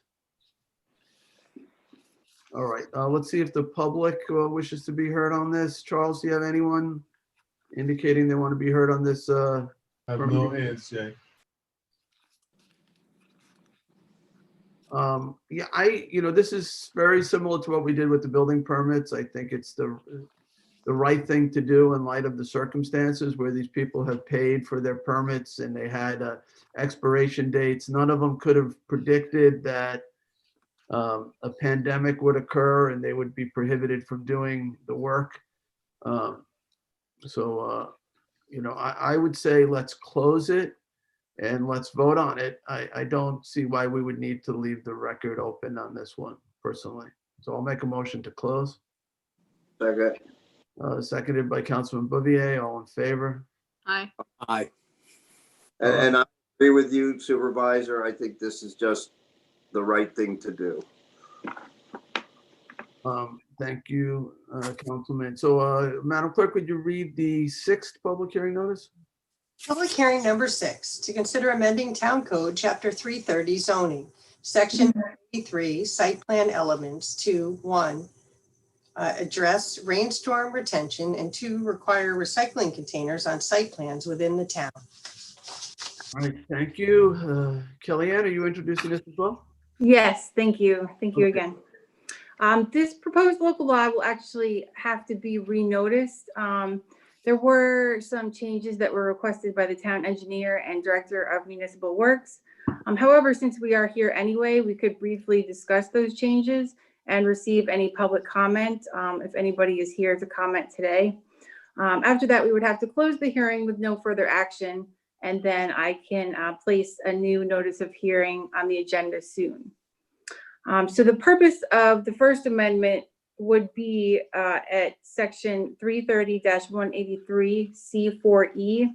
This would be to address rainstorm retention Currently, grading and drainage plans are based upon a rainstorm retention volume of 2 inches. What has happened as storm intensities have increased, there have been issues with localized flooding. In some cases, flooding enters roadways and parking lots. That has become an issue. So the purpose would be to revise the code. However, as noticed, we would be going from a 2-inch to a 5-inch.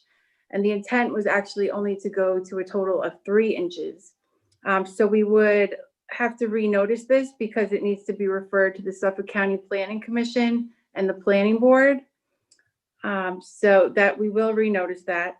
And the purpose of the second amendment would be to add a new section 330-183C4M. This would be in order to require that site plans provide suitable recycling containers. This would help recycling within the town, and it would be a requirement of site plans. So even though this does have to be renoticed, if the public has any comments, we could accept those today. And of course, if the board has any questions, I could answer those. Or if our town director of municipal works, Christine Fenton, is still here, she could answer any questions as well. Just Kellyanne, on the stormwater retention, you were going, this brought it what, from 2-inch rainfall to 3, but you're going to make it from 2 to 5? Well, as noticed, it would be a rainstorm retention volume. So it would be 2 inches within leaching structures. And then as noticed, it had 3 inches in ponding. So that would actually bring it to a total of 5. But the intent was only to bring it to a total of 3. Going from 2 to 5 would be a big jump. Okay. So what we'd like to do is just go from the 2 to the total of 3. Okay. So yeah, so the way it's currently written is it's overly restricted. Right. It would be a big jump to go from 2 to 5. Yeah, I was going to ask whether that's even possible to do that. That's an awful lot of water retention. Right, exactly. It was an error, I think, in the original notice for this public hearing. So I think we need to, correct me if I'm wrong, Kelly, because we talked, it seems like weeks ago, I know it was only yesterday, that you need to either withdraw this and then we'll renotice it with the correct 3-inch level rather than the 5 in total that was in the current resolution that's in front of us. Yes, yep, that is correct. And especially because this has to be, this is within the zoning code. So it has to be referred to the Suffolk County Planning Commission and to the Planning Board. So we should renotice it in order to make those referrals again. All right, so we have to, I guess by law, hold this hearing because we noticed it. So let's just see if anybody's here from the public who wanted to be heard. And then we can close it and then you can, there's no authorizing resolution. We'll just renotice it for a new hearing. Charles, do you have anyone who wants to be heard? I see no hands, Mr. Supervisor. All right, John, you want to make a motion to close? I'd like to make a couple of comments if I could. The 2 inches that we referred to, that's in a 24-hour period, correct? Right, that's without our engineering calculations, it's inches in a 24-hour period. And as we know that we are getting much more severe, our storms are becoming more severe. Now, when we engineer developments and the like, we just engineer for the road portions of the development, right? We don't take into consideration people's roofs, yards, and everything like that. So if we have 30 houses draining onto the road, that can greatly affect the drainage and the engineering calculations of that subdivision. Is that a correct analysis in the spirit of the for Chris Fenton? Right. Yes, I thought you, is she still here? I don't see. Janice is on, but I don't see. Well, I'm assuming that this is the spirit of the bill here, is that, you know, we take into consideration the amount of water that comes down at a particular time period. It goes onto the roads and it gets drained, it gets captured. But to have a number of residences that pour out onto the road, that's going to create problems in in our engineering calculations. But I'll have that conversation with her offline. Yeah, it's actually Thomas Houghton, who drafted the Mhm. You're right, Tommy John. That's the concern here, is that we're dealing with excessive loading from heavier rainstorms than we're used to experiencing. And so this makes sense to do for that reason. Thank you. Okay. Somebody else is connecting in. Is that Christine? Yes. So we'll give Christine a moment. I mean, I know consideration, Tommy John, is made for other drainage on these properties in the process, you know, the leaders and gutters and draining into catch basins or whatever it is, you know, underground structures and things like that. Yeah, it's also ground gradient and how water's diverted, its runoff, and how it's captured and contained as well. Dry wells is the word I was looking for. Yeah, but yeah. All right, so Chris Fenton, I believe, is on now. Yes. I don't know, Chris, if you heard Councilman Scrivoni's question. Do you want him to repeat it? Yes, please. Hi, Christine. Thank you for joining us here again. The spirit, I believe the spirit of this bill is to properly engineer the roads in our subdivisions and so that we can adequately remove water off of the road to keep them safe, make them passable for EMS vehicles and fire and the like, and police. If we have a road and the road is engineered to a specific rainfall specification and we have 35 houses that are dumping water out onto the road, does that greatly affect the engineering calculations of the runoff? Yes, I believe we're talking about the code revisions to 330, which is for site plan review. So it's not necessarily for the subdivision roads, but it's more for the site plan. So when we get an application in for the site plans, we look at the tributary area or the watershed area that's draining to the site itself and take that into an account. So the way the code was originally intended, it was to put 2 inches of rainfall in underground structures, which is current practice, leaching pools, chambers, etc., and have a 3-inch area for 3 inch of on-surface ponding. So if you wanted to do rain gardens, if you wanted to do some sort of level of detention, you could do that. But the way it was worded, we decided that maybe that was going too aggressive out of the gate, going from 2 inches to 5 inches. So we wanted to reword it so that it was more clear to be 2 inches on the ground with 1 inch of additional ponding at the surface. But that volume is determined by the tributary area that is draining to that area that is in question, albeit the site plan. So it does include driveways and lawns and rooftops and everything, right? For commercial site plans, yes, that's the section of the code that we're looking at amend.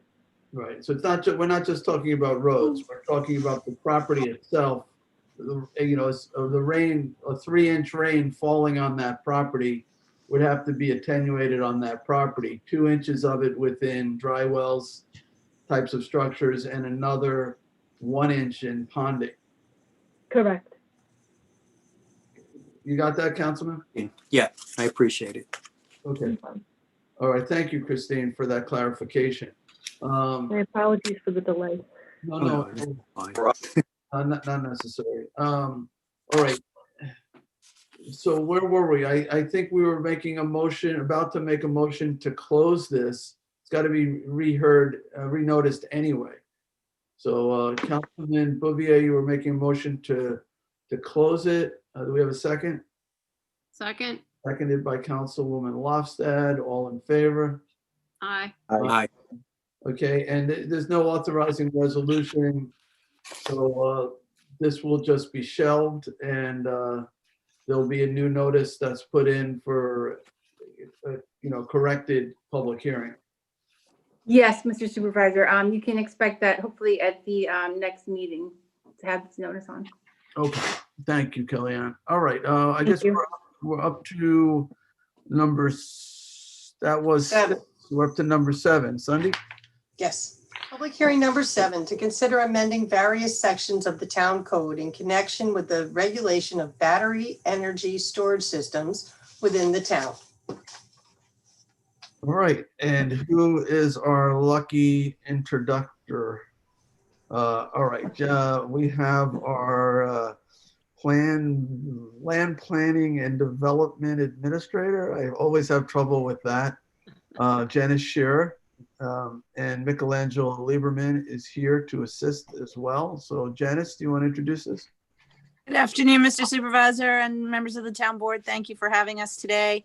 Yes, we're here to talk about the amending the code to allow for battery energy storage. Earlier, you were talking about kind of closing the loop on waste management, and this is kind of along the same lines where you're really closing that loop between lost opportunities when it comes to energy production, and that is via batteries. The day is finally here when we can use batteries to capture our solar energy and then emit that energy back out at a lower cost. So in the legislative intent of that resolution that is before you for the public hearing, it talks about how, large scale, there's 2 kinds of battery energy we're talking about, where a homeowner could avail themselves of a battery in their basement and next to their house or in a shed for their solar power that's on their roof. So that's one level of battery use.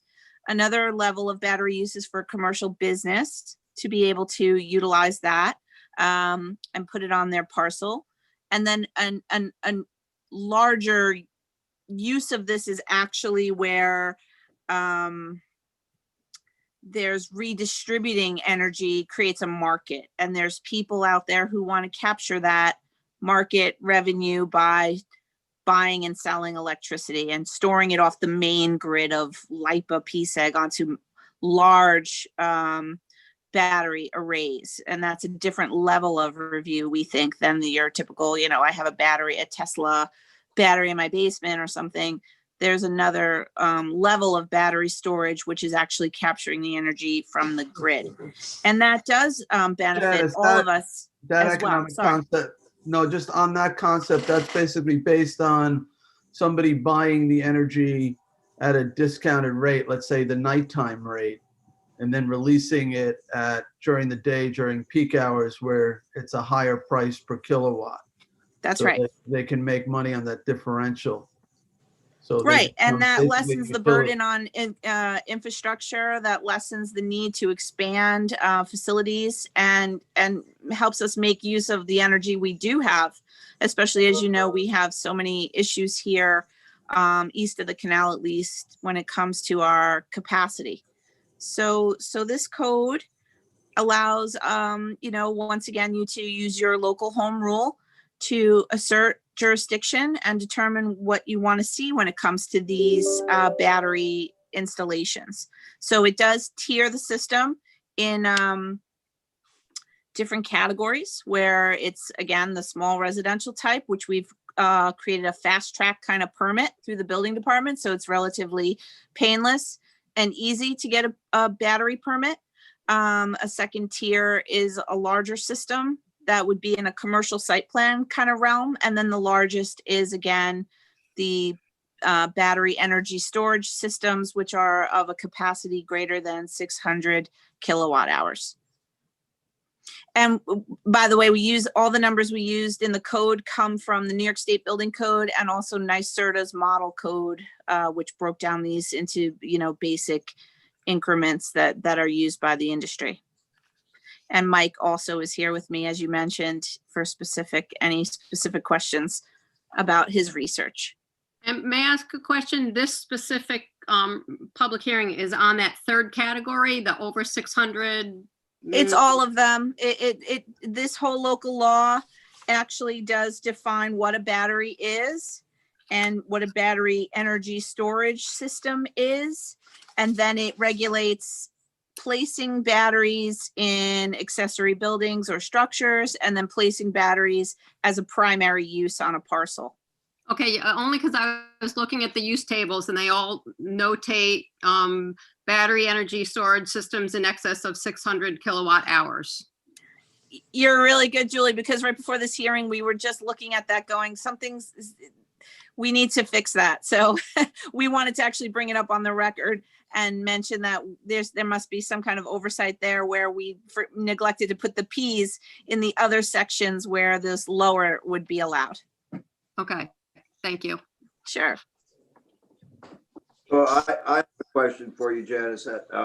If you can explain how this particular legislation, what it allows us to do relative to community distributed generation and some of those advantages that we have in front of us now. I see batteries as being a storage ability seems to be key. Am I correct in that assumption? Yes, so it would act as, well, are you referring to a CCH, Councilman Bouvier? Yes, but the new tariff that allows us to create community distributed generation of localized power. It seems to me that storage, and we look at those either tidal power or solar power or other forms of alternative energies that we would want to store some of that energy. It seems that this would be a good way to do that. And I think it was discussed at, a little bit at the work session that you guys presented this to us, but I wanted to expound on that simply because the tariff is available to us. So the idea of someone doing a larger battery energy storage system means that they could then discount the rate to a bulk buyer like a CCA. So like earlier Jay said, well, someone could use this as make money on that differential where they buy it at night rates and re-release it out on the grid at a different rate. A CCA could negotiate our purchasing of that rate as a subscriber to that battery energy storage system. So that's one way that could benefit us as a whole in the town. Another way could be as a revenue producer on a piece of town-owned land that you might want to put battery storage on ourselves, and either we would lease that land or negotiate a discount again on the amount of energy that the battery is able to store and re-release. So there's a few ways we could actually achieve some revenue and some benefit for the taxpayers as a whole. Okay, thank you. Sure. Janice, a question that I brought up in our work session had to do with first responders. Mike Lieberman, Mr. Lieberman, you and I had conversations about this. Does this code include various list of residents for our particular fire districts? In other words, notifying a fire district when residents has a battery before they start dumping water on it in the case of a fire or any other emergencies? Janice, if I could. Please.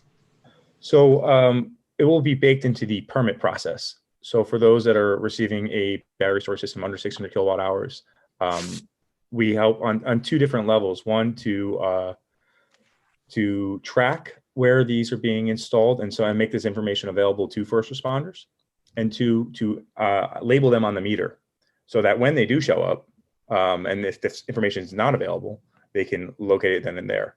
And that will be, again, in the permit. For above 600 kilowatt hours, that should be within the code as it pertains to our special exception standards. Actually, it's for all on page 6 of the resolution. Okay. It will D. It says, as part of approval for any battery storage installation, the applicant shall be required to affix a warning label on all utility meters indicating the kind of operating battery storage installation system on site, and a certificate of compliance shall not be issued unless said warning label has been affixed. Good, and the town will be notified of that too if we wanted to put together some kind of list for our fire departments, fire districts, so they know before they get to a particular residence or a commercial establishment that these batteries exist. Absolutely, Yeah. right, Lynn? Yeah, we plan to work with GIS in order to work out the best system that could be available to them. Okay, good, thank you. I see that there's a decommissioning plan that everybody, I guess anyone who has battery storage would have to have a decommissioning plan. Can you tell me where these batteries go to when they get decommissioned? That's a great question, one that I do not have an answer to. How about you, Mike? The decommissioning plan is based off the recommendations of NYSERDA. I understand there are decommissioning facilities, but I don't personally know what they look like nor entail. These are, again, the recommendations by NYSERDA, which is taken into account safety and this process. But this is something we can definitely look into. Yeah, I was just wondering if somebody has a plan that they have to get rid of their decommissioned battery, I would think that it would have some financial impact if you have to truck it somewhere upstate or something to get rid of it. So I think it's something that we need to know. Well, The plan itself, I'm sorry, Mike, the plan itself says that in their plan, they have to provide how they're going to ensure that there's funding available to decommission the batteries and the method by which decommissioning costs will be kept current. So it is incumbent upon the applicant to provide a plan and the resources and how they will manage the, waste management side of the batteries, which we, as you know, is earlier conversations, like that's a major situation there. So it is true. Yeah. I would just like to know for my own education where, there's a great big battery graveyard somewhere. Well, I'll just wait quickly that, it depends on the battery also. So, a lot of batteries, like particularly car batteries, not that long ago were decommissioned by basically going to a facility in Canada and, taken apart for anything usable and, the disposal of any chemicals and so forth. But there's also a lot of secondary markets now for batteries. So a decommission may not be as you think of it, that it's taken apart and it doesn't end up in a landfill. It may end up for having secondary use. And actually, a lot of battery systems are that's happening too. So that's also part of it. So I would imagine, that would be part of that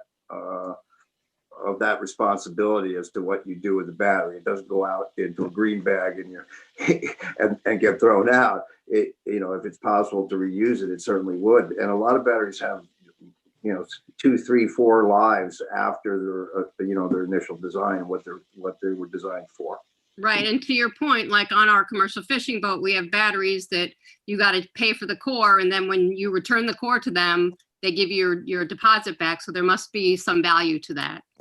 It depends on the type of battery. I mean, there's things that can be extracted from batteries, but depending on the battery itself, what its power source, whether it's a lithium, even old lead acid batteries, the lead is a value, even though it's a hazard that you don't want that obviously in the environment. So it's extracted and reused.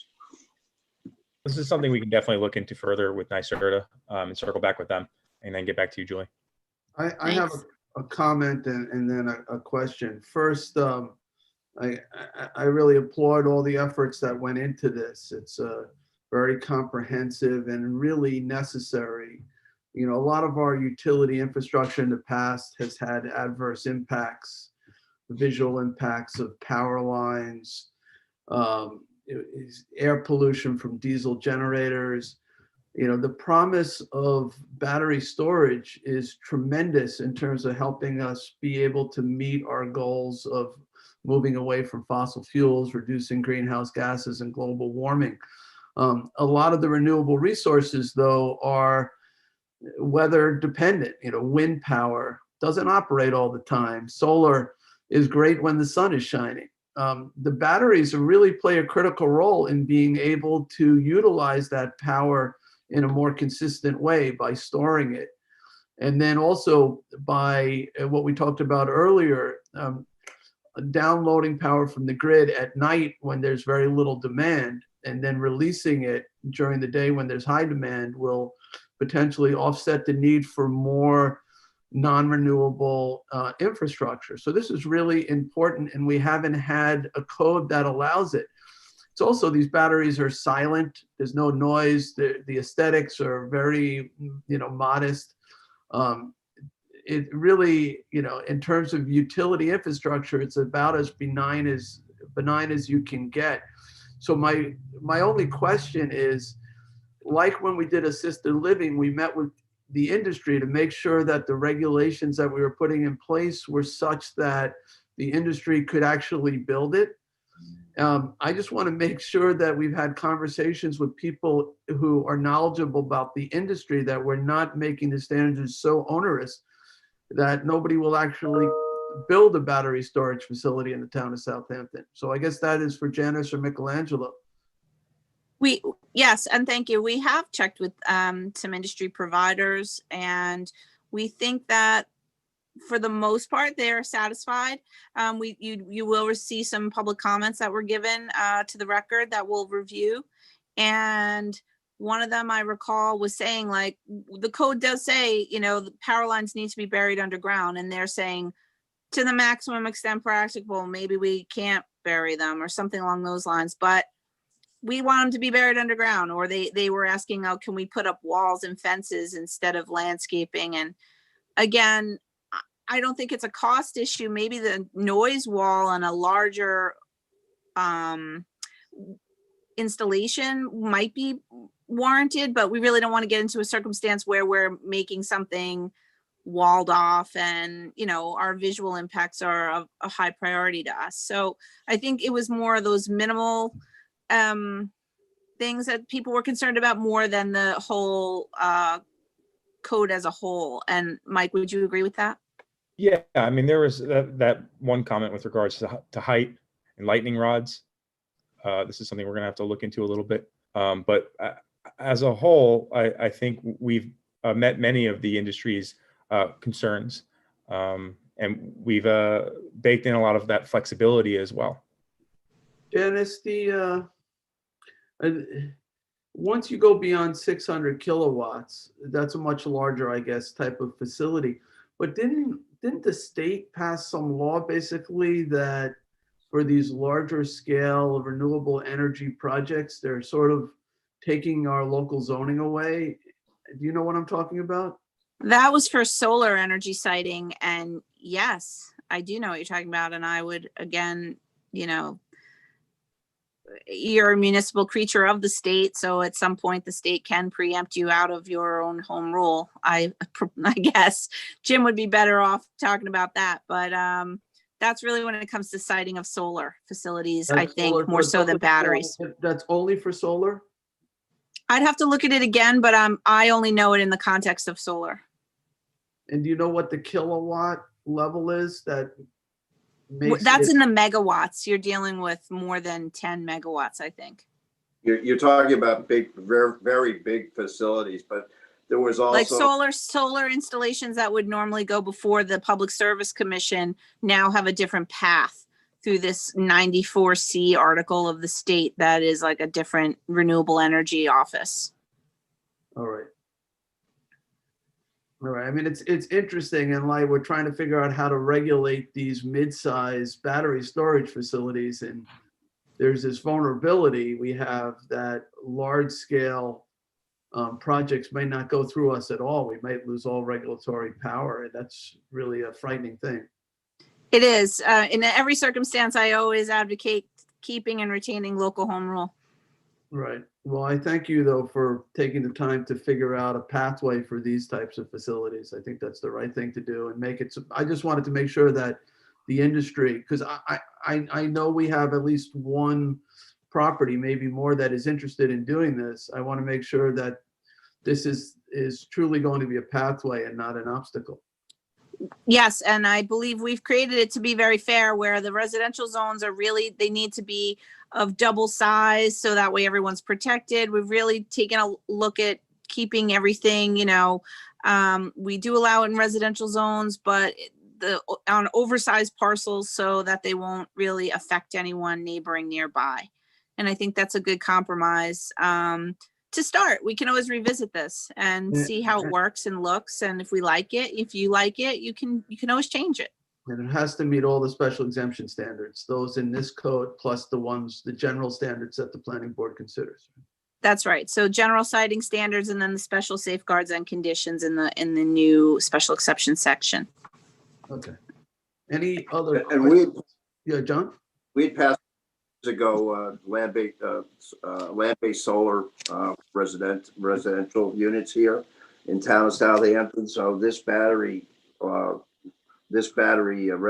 legislation, is also perfect for that. So the same kind of attention I think was given to that. As I love this legislation. I think you guys did a really good job on it. It will allow us to expand that use using land-based solar as for local residences that want to do it in small communities where we can distribute power. And I think it's a really good start. So I completely support this.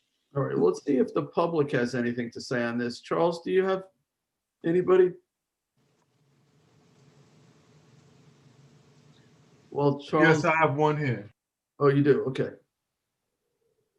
Go ahead. Who's that individual?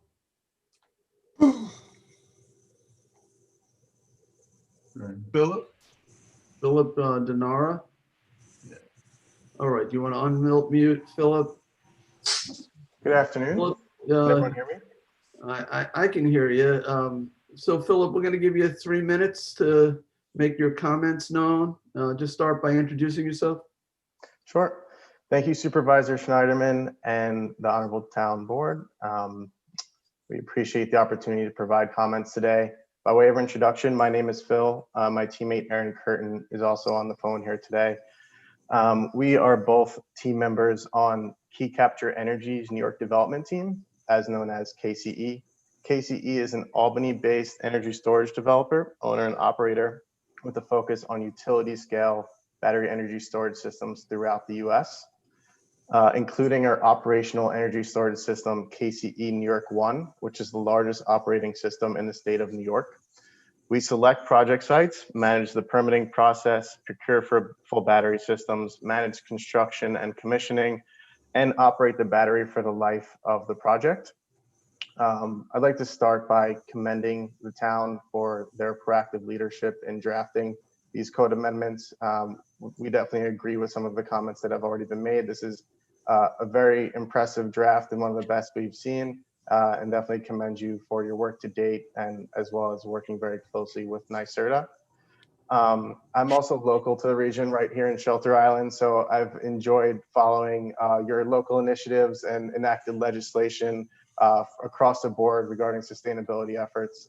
It's been a real pleasure. We have submitted a written comments to Town Clerk Schurmeyer's office, and they have acknowledged receipt. So I'm mainly here today just to get on the record and state that we have provided a written comments. Also open the floor to welcome a meeting or address any questions or comments that the town board or anyone within the town of Southampton may have moving forward. Casey is more than happy to act as that industry leader and expert regarding any questions you may have, whether that be decommissioning, value of energy storage to the grid.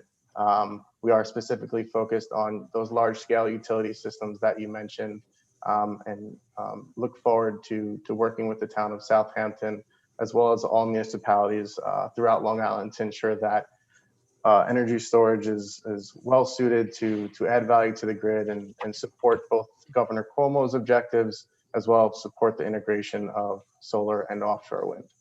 So, I will leave it there. But as I mentioned, I've provided my contact information in our written comments and really do look forward to working with you all moving forward. Great. Thank you, Philip.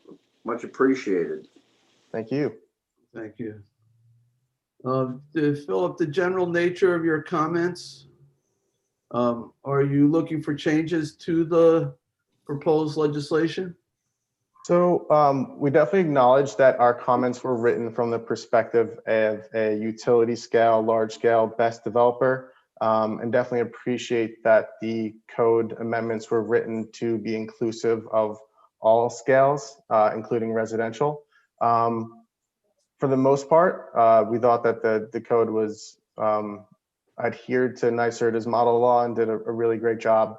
We had 5 specific provisions that we had commented on. As Janice mentioned, one of those was, for example, sound walls and visual walls. this is really just, to ensure that the town is considering all factors that may come into play to both ensure that no variances are required to a newly adopted code, and that, the town is considering other potential improvements that may be required in order to mitigate our influence on any nearby sensitive receptors to the greatest extent possible.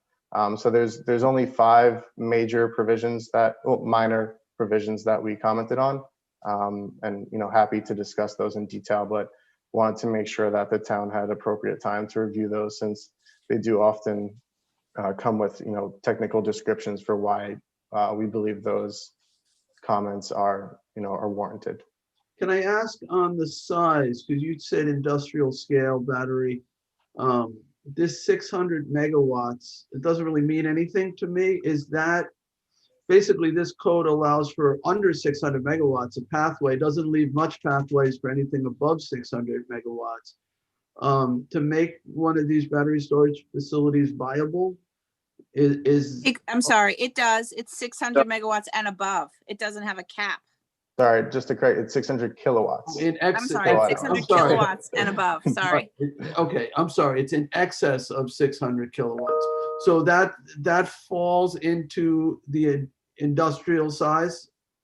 Yes. From our experience to date, KCE is certainly developing projects in excess of 600 kilowatt hours.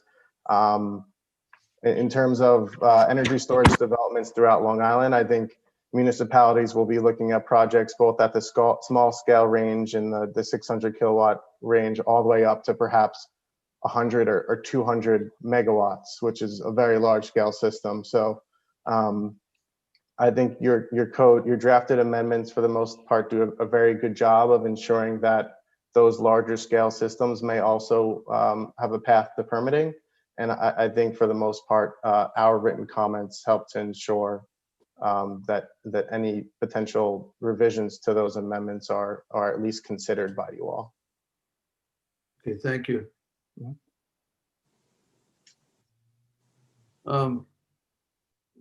Janice, can I ask you why was LI 200? Why is it not permitted there? Is that a special category of industrial? Mike, you want to answer that? We pretty much don't even really have any LI 200 left, or that's not in the Pine Barrens. Yeah, I think that was the general logic. The majority of LI 200 that is left is in the Pine Barrens. It's just not possible anyway, so we just left it out. All right, just didn't seem, since it was an industrial zone and we're allowing it in residential zones, it seemed inconsistent. So yeah, it really just has to do with the fact that we don't really have any LI 200 that's not in the core of the Pine Barrens. So if you made it an SE, it wouldn't matter either way.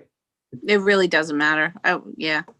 So you might want to think about that, just because it's an industrial zone and you're allowing it in residential zones.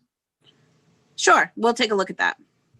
All right, any other questions for our industry reps or for anyone? Well, maybe Philip can answer Julie's question about where the batteries get disposed of. Where did they go to die? All right, go ahead. That's a very good question, and one that is definitely evolving. Battery energy storage and electric vehicles are certainly a nascent industry. And so I think, Julie, you're certainly forward thinking in the fact that there's more to come. Specifically in New York, there's 2 large scale energy battery cell recycling plants that are currently being permitted and built right now. Councilman Bouvier, you were certainly correct that it depends on the battery itself. For example, we are augmenting our system throughout the life of the project to ensure that we are at a stated capacity. And so although those batteries are degrading over time, they still have tremendous value. And so once our batteries go to the recycling plant, which will be done and treated as a hazardous waste per codes and standards that are out there today, it'll be shipped and maintained with the utmost care as if it were hazardous waste. It would go to this plant.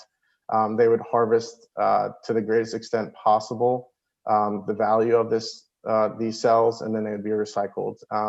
There's two major types of recycling right now. One is pyrometallurgical, which is actually melting down these metals.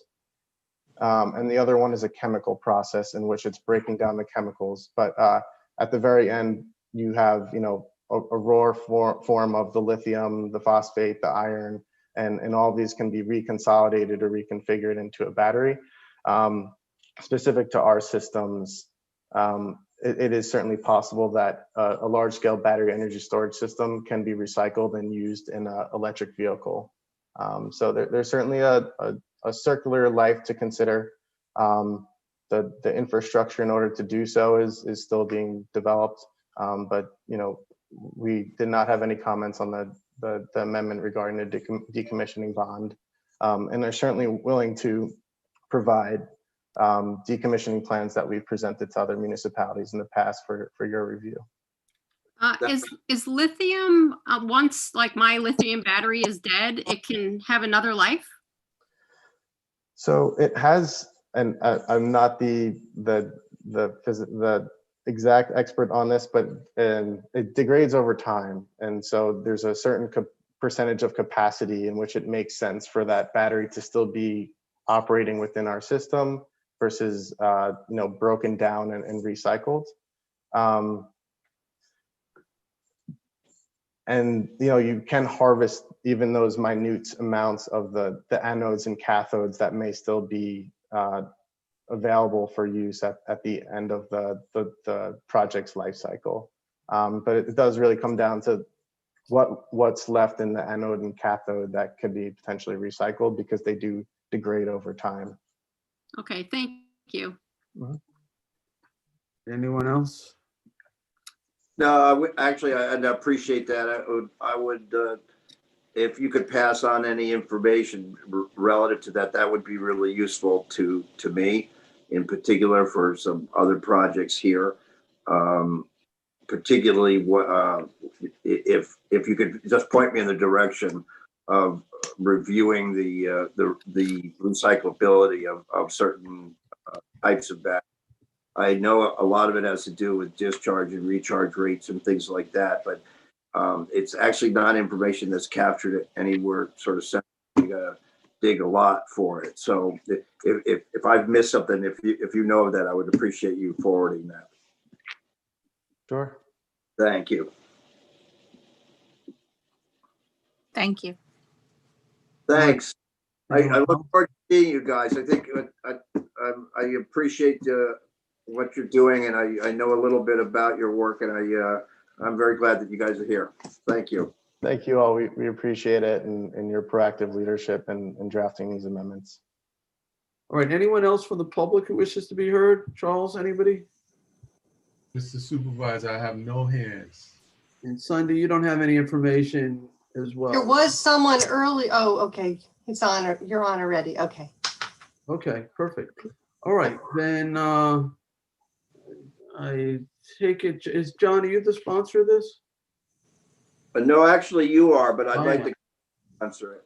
All right, I'm so used to these renewable energy things being from you. But that's okay. So I think, Janice, are we gonna make substantive changes, or? We would just like to revisit the Ps and SEs in that chart and make sure that that is okay. And we'll also review those comments from Mr. Denara and see if there's any thing we can do on those. And then if it's not substantive, we could bring back a notice of adoption. If it is substantive, we would have to renotice it. So I can speak to Kathleen about that once we figure out what those changes are. Do you want us to adjourn the hearing to another date? That would be best. It would be better to, and we have to do secret too. So if we could keep it open, I think that would be better than closing it. So that way we can give you a revised draft. Oh, here, good. Here's Kathleen. Kathleen or Sunday, what's the next public hearing date? Okay, we have December 22nd is your next regularly scheduled town board meeting. And then you move into the new year. So we could adjourn it to the 22nd. And then you have the 12th of January. We would be fine with keeping it open till the next hearing so we can at least have all the changes on the record. And then if it were closed, then we can, you can consider it in the first meeting in January if the board is inclined. Kathleen, did you want to add anything to that? No, that's appropriate. Thank you. All right, so I'll make the motion to adjourn the public hearing to December 22nd. I'll second that. Seconded by Councilman Bouvier. All in favor? Aye. Aye. All right. Sunday, the 8th, I guess, and is that the last public hearing? Yes, it is. Public hearing number 8, to consider enacting Article X.1 of Southampton Town Code, Chapter 330 zoning to authorize agricultural conservation districts within the town, formerly known as agricultural plan development districts. All right, I think this is introduced by Councilman Schiavone. Tommy John, do you have somebody else also introducing it? Yes, I do. Ms. Murray, if you would give us a brief introduction on this. Sure. Thank you, Councilman Scavone. Good afternoon, members of the board. As you know, and as previously discussed in an October town board work session, in 2017, the town board eliminated the availability of the Plan Development District as a zoning tool within the town. While the repeal was largely focused on the unpredictability that PDD applications introduced into a community, it inadvertently failed to exempt ag PDDs. Initially, legislation was drafted to reinstate or allow the ag PDD again, but after further consideration and discussions by this board at that town board work session, as well as conversations and discussions with the Agricultural Advisory Committee, it was determined that this legislation really didn't belong in the PDD provisions within the code. Rather, it was more appropriate to put it in a separate section of the town code and rename it to something that more aptly described its function and its purpose. So the legislation before you does that. It now renames it, calling it an agricultural conservation district, and places it elsewhere in the town code. That is to say, a new article in the zoning code that follows the agricultural overlay district in terms of sequence. In substance, the law is for the most part the same as reflected in the former ag PDD, but for two changes. One is the inclusion of a reference to Title III of Article 49 of the Environmental Conservation Law, which really speaks to the value of preserving and conserving open spaces in agricultural areas. And a second change, which is the inclusion of a phrase which addresses the requirement and incentives of the ag easements, so that it now reads, during the first 10 years of the agricultural easement, or for so long as the easement remains in effect, the landowner may seek an offer from the town for purchase of development rights or fee title. That change was recommended by the CPF manager, Lisa Combrink, I believe to be consistent with the ag easements, which are not necessarily limited to 10 years. But I believe Lisa is here, so I don't want to speak for her in case that's not entirely accurate. We have received a referral back from the Suffolk County Planning Commission deeming the matter one for local determination. We are still awaiting a referral from your Southampton Town Planning Board.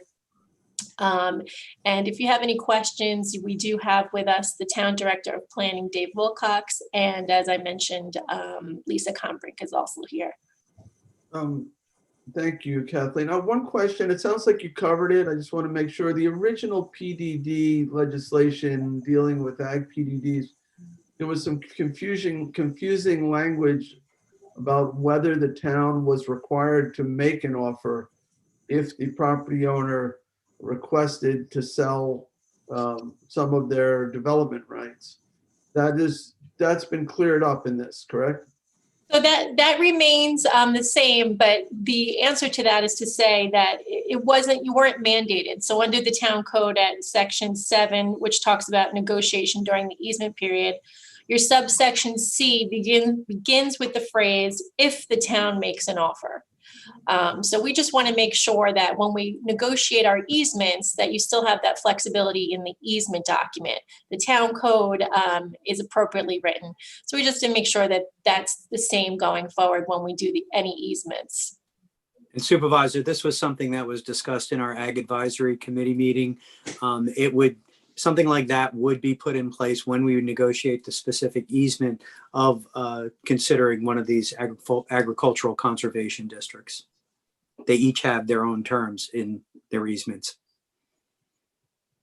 Okay, but there's the language that I was reading to infer that we had to make an offer. That is not in this current version, correct?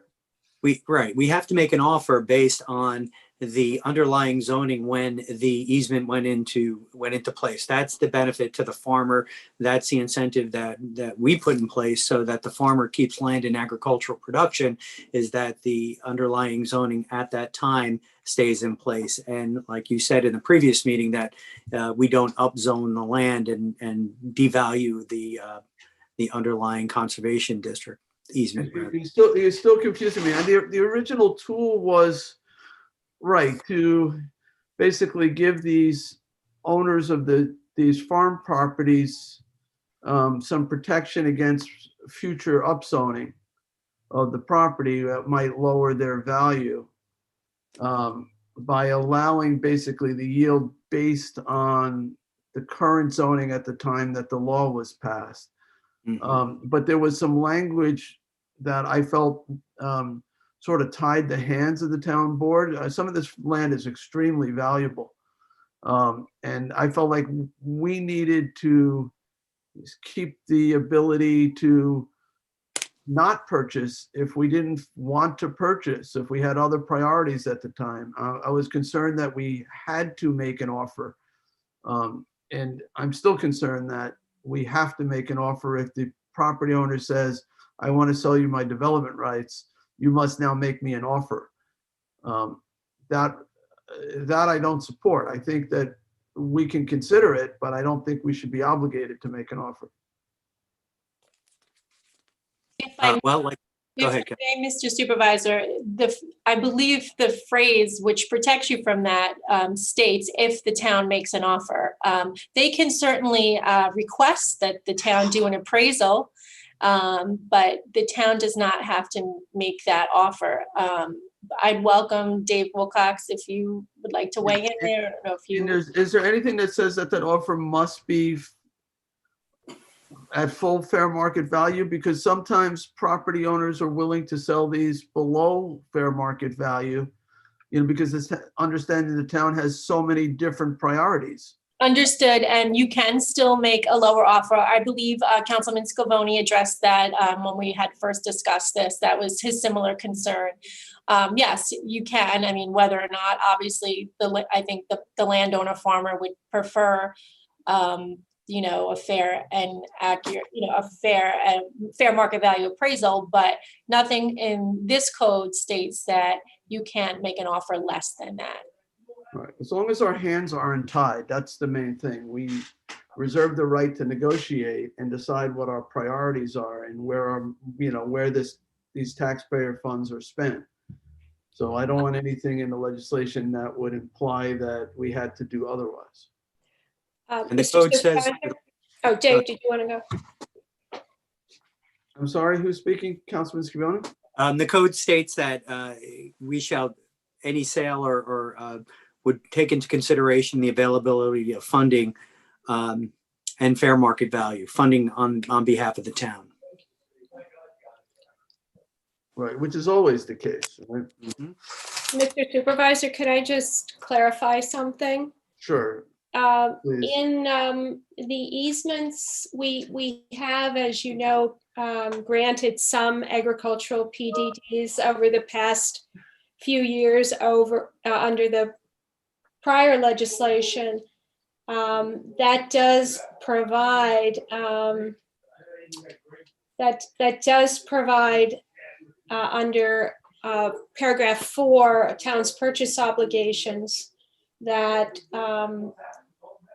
during the easement period, the landowner can request that the town either purchase the fee interest in the property or purchase development rights to a part of the property. And it also says that the town shall be obligated to offer the purchase at fair market value. And then there's a description of how that would be determined, That's in the including current- highest and best use of the property. So that's for easements that are already in place under the program as it was originally drafted. Right. Yeah, that's my concern. But that is an obligation that the town has under existing easements today. Lisa, that's in the individual easements, Correct, yes. right? And Yeah. and that is not part of this code. That would be negotiated when we go into contract with landowners. That language must have grown out of the original PDD law, though.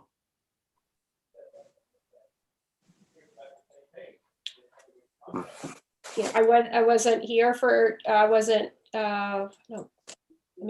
drafting these easements at the time, but I was just looking at one of them that's already in place from many years ago, which contains that language.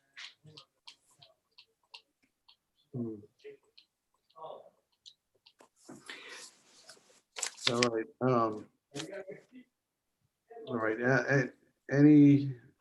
Anything else on this? We'll go to the public. If there is a public that wishes to be heard. All right, Charles, anybody from the I see public? no hands. No hands. All right. I certainly understand the spirit of this law is to keep these farmers farming. I think that's a good thing. And it was sort of inadvertent, the removal of the ag PDD when we terminated the PDD law. I just, that's the one thing I want to make sure I'm comfortable with is that we're not obligated, but it sounds like we're not obligated to make an offer or obligated to make a fair market offer or anything like that. So that's important. But they're obligated to offer it to us. Okay. Is that I correct? have a hand now.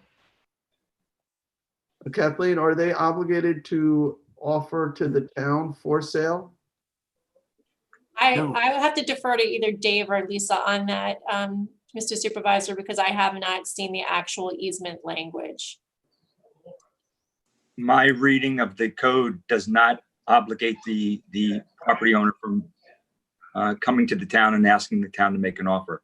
The property owner actually has several options. They can sell the development rights to another property for transfer. They could come in and develop their property and not ask the town to purchase the rights at all.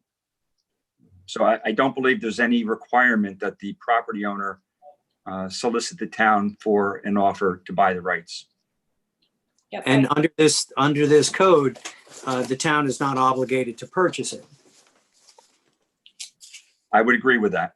Yeah. So basically what this does is it just freezes the number of development rights at today's zoning levels. Correct. That's primarily the purpose, yes. Okay, I mean, it's not that we're even, there's no upzonings on the table, but I guess you never know over that period. And these are typically, it's a 10-year period that these would be in place? The minimum is 10 years. The easements can be written for a greater period than 10 years. And one of the amendments in this proposal right now is to allow the town to negotiate the purchase of the rights beyond the minimum 10 years. The new language says for the term of the easement. So if the easement is written in perpetuity, or if it's written for 10 years or 20 years, the town can negotiate the purchase during the full term of the easement, not just during the first 10 years. Does those development rights transfer then into, let's say, subdivision? So let's say a property has 10 development rights, but now the town upzones the property and you can only build 5 lots there rather than 10. They still have the 10 development rights. If they go through the subdivision process, does it give them 10 lots? That's correct. it would give them the full right to develop it at that level. Correct. And what is the town getting in exchange? The town got 10 years, a minimum of 10 years worth of preservation of the farmland. All right, so the farmer is agreeing for the life of that easement to not do a subdivision. Correct. Okay. I have someone that wants to speak. All right, is that Rob? All right, Rob Carpenter, we'll give you the floor. Great. Thank you, Supervisor, and thank you, Town Board, for allowing me the opportunity to speak. My name is Rob Carpenter. I'm the Director of Long Island Farm Bureau. And Long Island Farm Bureau is in full support of reinstating this language into town code and supports fully the agricultural conservation district concept. The Ag Conservation District has been an additional tool in our farmland preservation efforts and has been utilized by a number of farmers in Southampton town already. We applaud the town's efforts in reinstating this language into code and your continued support for preserving farmland within the town. I have to recognize Southampton town as a leader because it may interest you to know that other towns in Suffolk County, particularly on the east end, are currently looking at this model language to potentially adopt in some form as an additional means of farmland preservation. And I know Riverhead is going through their master plan update, and this is one of the suggestions that we're actually putting forth to encourage them to look at this language. This legislation, along with all of the other existing programs, have allowed for preservation of over 20,000 acres of farmland, ensuring that we have the ability to continue to farm in Suffolk County. So on behalf of the farmers in the town and the Farm Bureau, I'd like to thank you for this and thank you for allowing me the opportunity to speak today. Thanks, Rob. Thanks, Rob. Kathleen, at the end of the easement, let's say using the scenario I laid out where you have 10 development rights, the town upzones it, now you only have 5. After the easement expires, let's say it's a 10-year easement, then the property then goes back to 5 development rights, correct? I'm going to have to refer to Dave Wilcox on that, Mr. Supervisor. Well, once I believe that after the term of the easement expires, if the property owner has not applied for subdivision under the former zoning, then they would be subject to the new zoning. Right. Okay. Or possibly a new easement. An extension, right? Yes, they could do that. Yeah. Which would be negotiated with the town. Yeah. Right. My understanding, and Lisa could speak more to this, but my understanding is that many of the easements are for more than 10 years as they exist now. We have 6, I believe. That's correct. The existing easements do provide for a termination, but the minimum period is 10 years, but they can extend beyond that period at the option of the landowner. So they just continue to be in effect until they're terminated. We just preserve the status quo. Right. And you also have a tax benefit, correct? I mean, the properties are assessed at an agricultural rate during the period of the easement. Yes, I believe so. Yes. Provided they make the application, yeah. You said it was extending it was at the option of the landowner, but it's actually both, right? It's by mutual consent, town and landowner? Well, my reading of the existing easements is that the easement continues unless it's terminated by the landowner. I'll review that in more detail, but that's my reading of the couple that I've read recently. Those are the ones that currently exist. Exist, right. The ones that are in effect now. Not ones that would come in and then renegotiate an easement with the town. Right. Brand new ones, right. And it's not part of this code. was created under the old code. And there's a provision for early termination, but at the town board's discretion and upon some, I guess, finding of undue hardship or extraordinary circumstance. Okay. So it sounds like they won't be quite as generous as the ones done under the old code, but still will protect the interest of the town and the farmers. All right, anyone else? All right, Councilman Scavone, what's your pleasure here?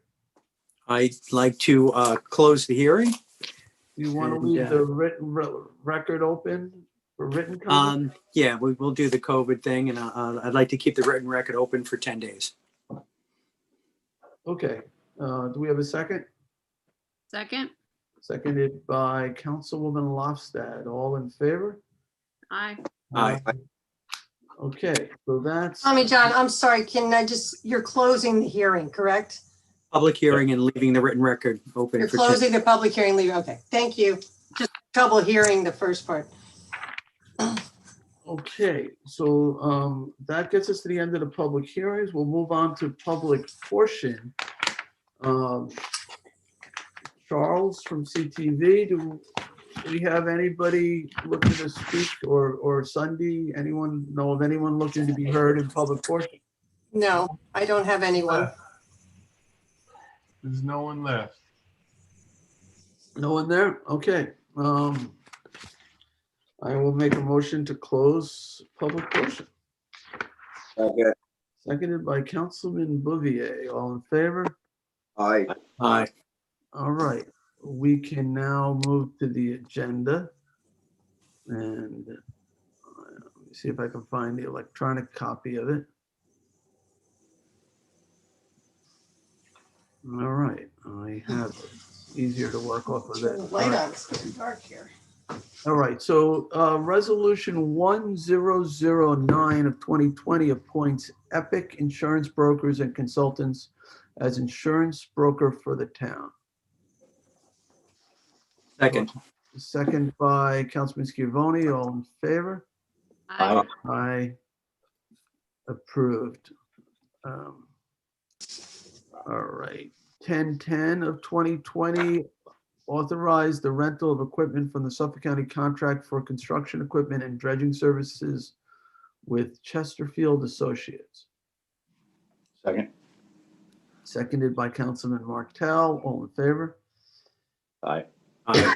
I'm going to abstain. All right, will the clerk note that Councilwoman Lofstad is abstaining from resolution 1010 of 2020? And next resolution is offered by Councilman Martell. So Town Board Resolution 1011 of 2020 authorized the supervisor to execute a 2021 Park District Grant Agreement with the Hampton Bays Historical Society. Second? Seconded by Councilman Lofstad. All in favor? Aye. Aye. Approved. Town Board Resolution 1012 of 2020 authorized the supervisor to execute a 2021 Park District Grant with Hampton Bays Beautification Association for the maintenance and upkeep of the Main Street Business District. Second. Seconded by Councilman Bouvier. All in favor? Aye. Aye. Approved. Town Board Resolution 1013 of 2020 authorized the supervisor to execute a 2021 Park District Grant with the Watermill Village Improvement Association for the beautification and cultural development of the Watermill Hamlet Center. Second. Seconded by Councilman Scavone. All in favor? Aye. Aye. Aye. Approved.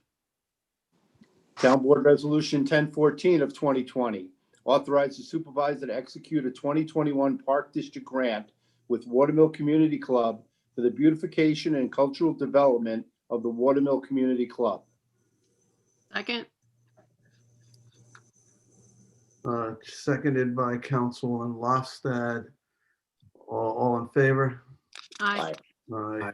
Approved. Town Board Resolution 1015 of 2020. Authorize the supervisor to execute a 2021 Park District grant with Watermill Museum for the maintenance and upkeep of the Watermill Museum. Second. Seconded by Councilman Scavone. All in favor? Aye. Aye. Approved. Town Board Resolution 1016 of 2020. Authorize the supervisor to execute a 2021 Parking District grant with Hampton Bays Beautification Association for the maintenance and upkeep of the Main Street Business District and public parking areas. Second. Seconded by Councilwoman Lofstad. All in favor? Aye. Aye. Approved. Resolution 1017 of 2020 authorizes supervisor to execute a 2021 service agreement with Motorola Solutions for the radio systems, tower, and communication at the town's police department. Seconded by Councilman Scavone. All in favor? Aye. Aye. Approved. Resolution 1018 of 2020 authorizes supervisor to execute a contract extension and amendment with First Coastal Corporation for professional consulting services for the North Sea Beach Colony Erosion Control District. Do I have a second? Second. Seconded by Councilman Scavone. All in favor? Aye. Julia, you abstaining? Abstain. Thank you. Councilwoman Lofstad is abstaining. Town Board Resolution 1019 of 2020 authorizes the supervisor to execute an amendment to the 2020 consulting contract with Pace Analytical Services to provide water analysis services to the Hampton Bays Water District. Second. Seconded by Councilman Martell. All in favor? Aye. Aye. Approved. Town Board Resolution 1020 of 2020 authorizes the supervisor to sign a 2021 Bridgehampton Park District grant agreement with the Bridgehampton Museum. Second. Seconded by Councilman Scavone. All in favor? Aye. Aye. Aye. Approved. Town Board Resolution 1021 of 2020 authorizes the supervisor to sign a contract with Train Building Services, Train US Incorporated, for the heating system at Nathaniel Rogers House. Second. Seconded by Councilman Bouvier. All in favor? Aye. Aye. Aye. Approved. Resolution 1022 of 2020 authorizes the town controller to purchase the necessary property, casualty, auto liability insurance policies. Second. Seconded by Councilwoman Lofstad. All in favor? Aye. Aye. Approved. Resolution 1023 of 2020 authorizes the town controller to purchase the necessary workers' compensation insurance policy from New York State Municipal Workers' Compensation Alliance. Second. Seconded by Councilman Martell. All in favor? Aye. Aye. Aye. Approved. Resolution 1024 of 2020 authorizes the supervisor to sign any and all agreements for award of Community Preservation Fund CPF Water Quality Improvement Project Fund. Second. Seconded by Councilman Martell. This is co-sponsored by all of us. All in favor? Aye. Aye. Approved. Congratulations to all the recipients. And I should like that there are two additional applications that are you're considering town that will be in a separate resolution. Right. And if I could point out, just, for those who are watching the meeting, so West Hampton Beach downtown is going to get the $4 million that they requested for their construction of their sewage infrastructure. The Southampton Village is going to get $134,250 for the study of the permeable reactive barrier for Lake Agawam. The Nahasha-Mewett Park is going to get the NRB, the nitrogen reducing biofilter with SOMAS, to study those two projects at that site.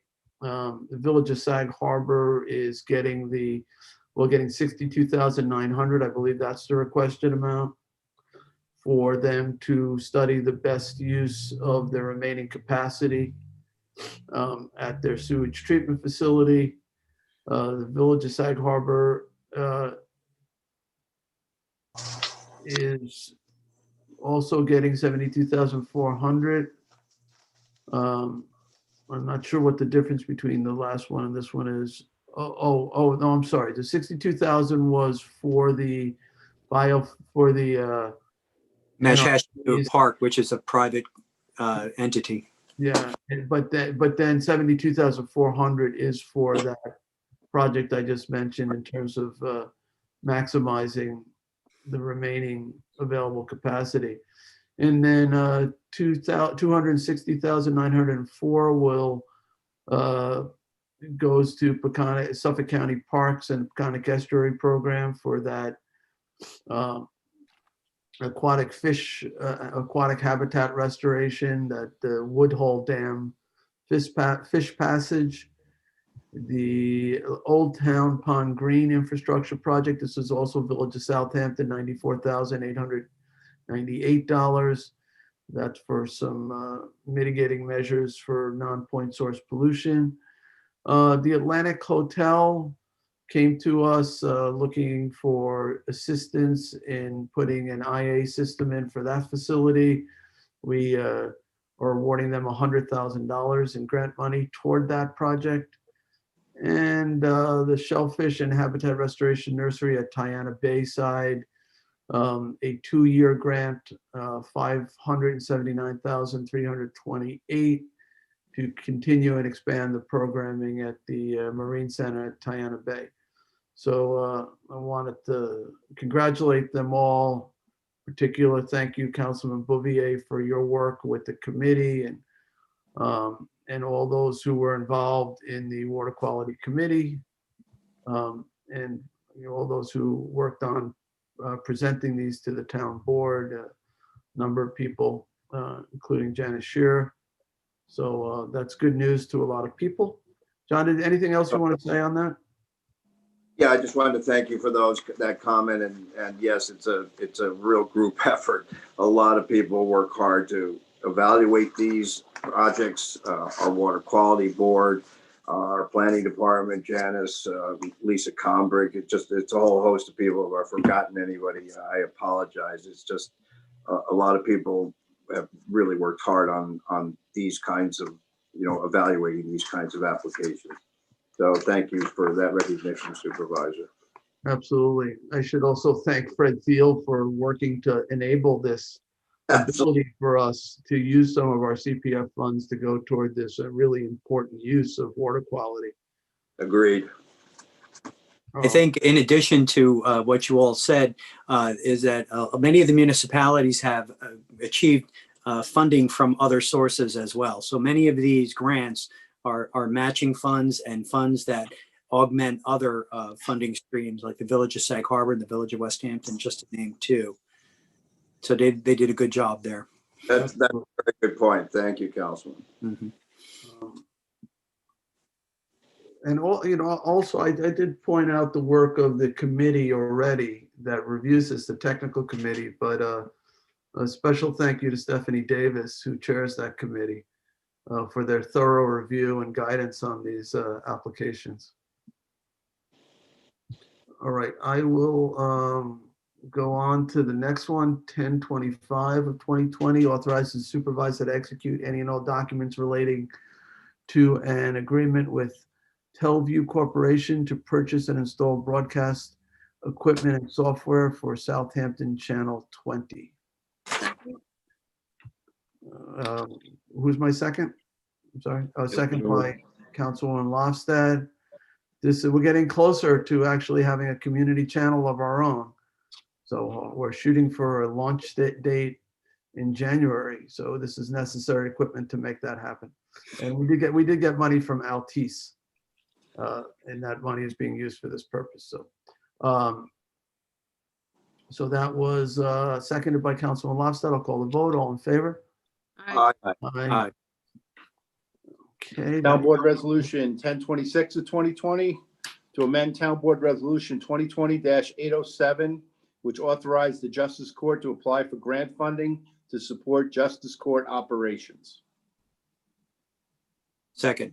Seconded by Councilman Schiavone. All in favor? Aye. Aye. Right, approved. Town Board Resolution 1027 of 2020, recall and amend Town Board Resolution 2020-964 to sign a contract with Arias Design LAPC for an amended architectural landscape and engineering conceptual park design plan for Shinnecock Canal Maritime Park. Second. Seconded by Councilman Lofstad. All in favor? Aye. Aye. Approved. Town Board Resolution 1028 of 2020. This is the 2020 notice to bidders for Bay Avenue bulkhead replacement. I just need to ask to insert the time, Councilman Scavone, in the first take notice. The template omitted that they're due by 2 p.m. So I think we need to amend the resolution. So So I'm just going to insert that. It was an error in the program. Jim, are you okay? Rather with than that? 2:30. No, 2:30, we open them on camera at 2:30, but they're due in the office by 2 p.m. Oh, I get it. Jim, can we do that without amending the resolution? That's the only amendment is your, That's it. It's just the time, Jim. The computer system left it off and we corrected the glitch in the system, but we just need to put it in there because that's an important piece of information. right, the cutoff time is at 2 o'clock. Yes, it is. Wouldn't that be safer to just amend it to make that change? Take 2 seconds. Yeah, sure. Whatever Jim recommends. Sure, if you want to amend it on the floor. it's fine. Yeah, so let's change Yeah, it I'd like to a to amend- motion. Yeah, go ahead, Tommy John. Yeah, to make a motion to amend where the first take notice by adding the words by 2 o'clock. Does that do it, Sunday? That will, By thank you. 2 p.m. All right, I'll second that. All in favor? Aye. All right, and now a motion to approve as amended by Councilman Scavone. I'll second again. All in favor? Aye. Approved. Thank you. It's just cleaner that way. Whatever you'd like. We have to do the next one, we have to do the same. Because it's a little bit beyond the Scribner's error, I would say. It's a glitch. Yeah, more of a glitch. All right, so the next one is the notice, this is 1029? Yeah, it's It's Councilman. 1029 of 2020. We need to amend also to insert the time. All right, so Councilman Martell's making a motion to amend 1029. I'll second. All in favor? Aye. Aye. Okay, and now Councilman Martell has got to make a motion to approve as amended. This is for Flying Point Beach Comfort Station renovation. So it's a motion to approve as amended. I'll second. All in favor? Aye. Aye. Approved. Thank you. Town Board Resolution 1030 of 2020 is a 2020 notice to bidders for landscaping services at various town locations. Second. Seconded by Councilman Lofstad. All in favor? Aye. Aye. Approved.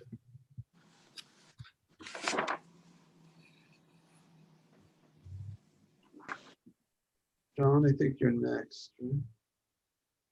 Yeah, sorry about that. I got bells all of a sudden here. Town Board Resolution 2020-1031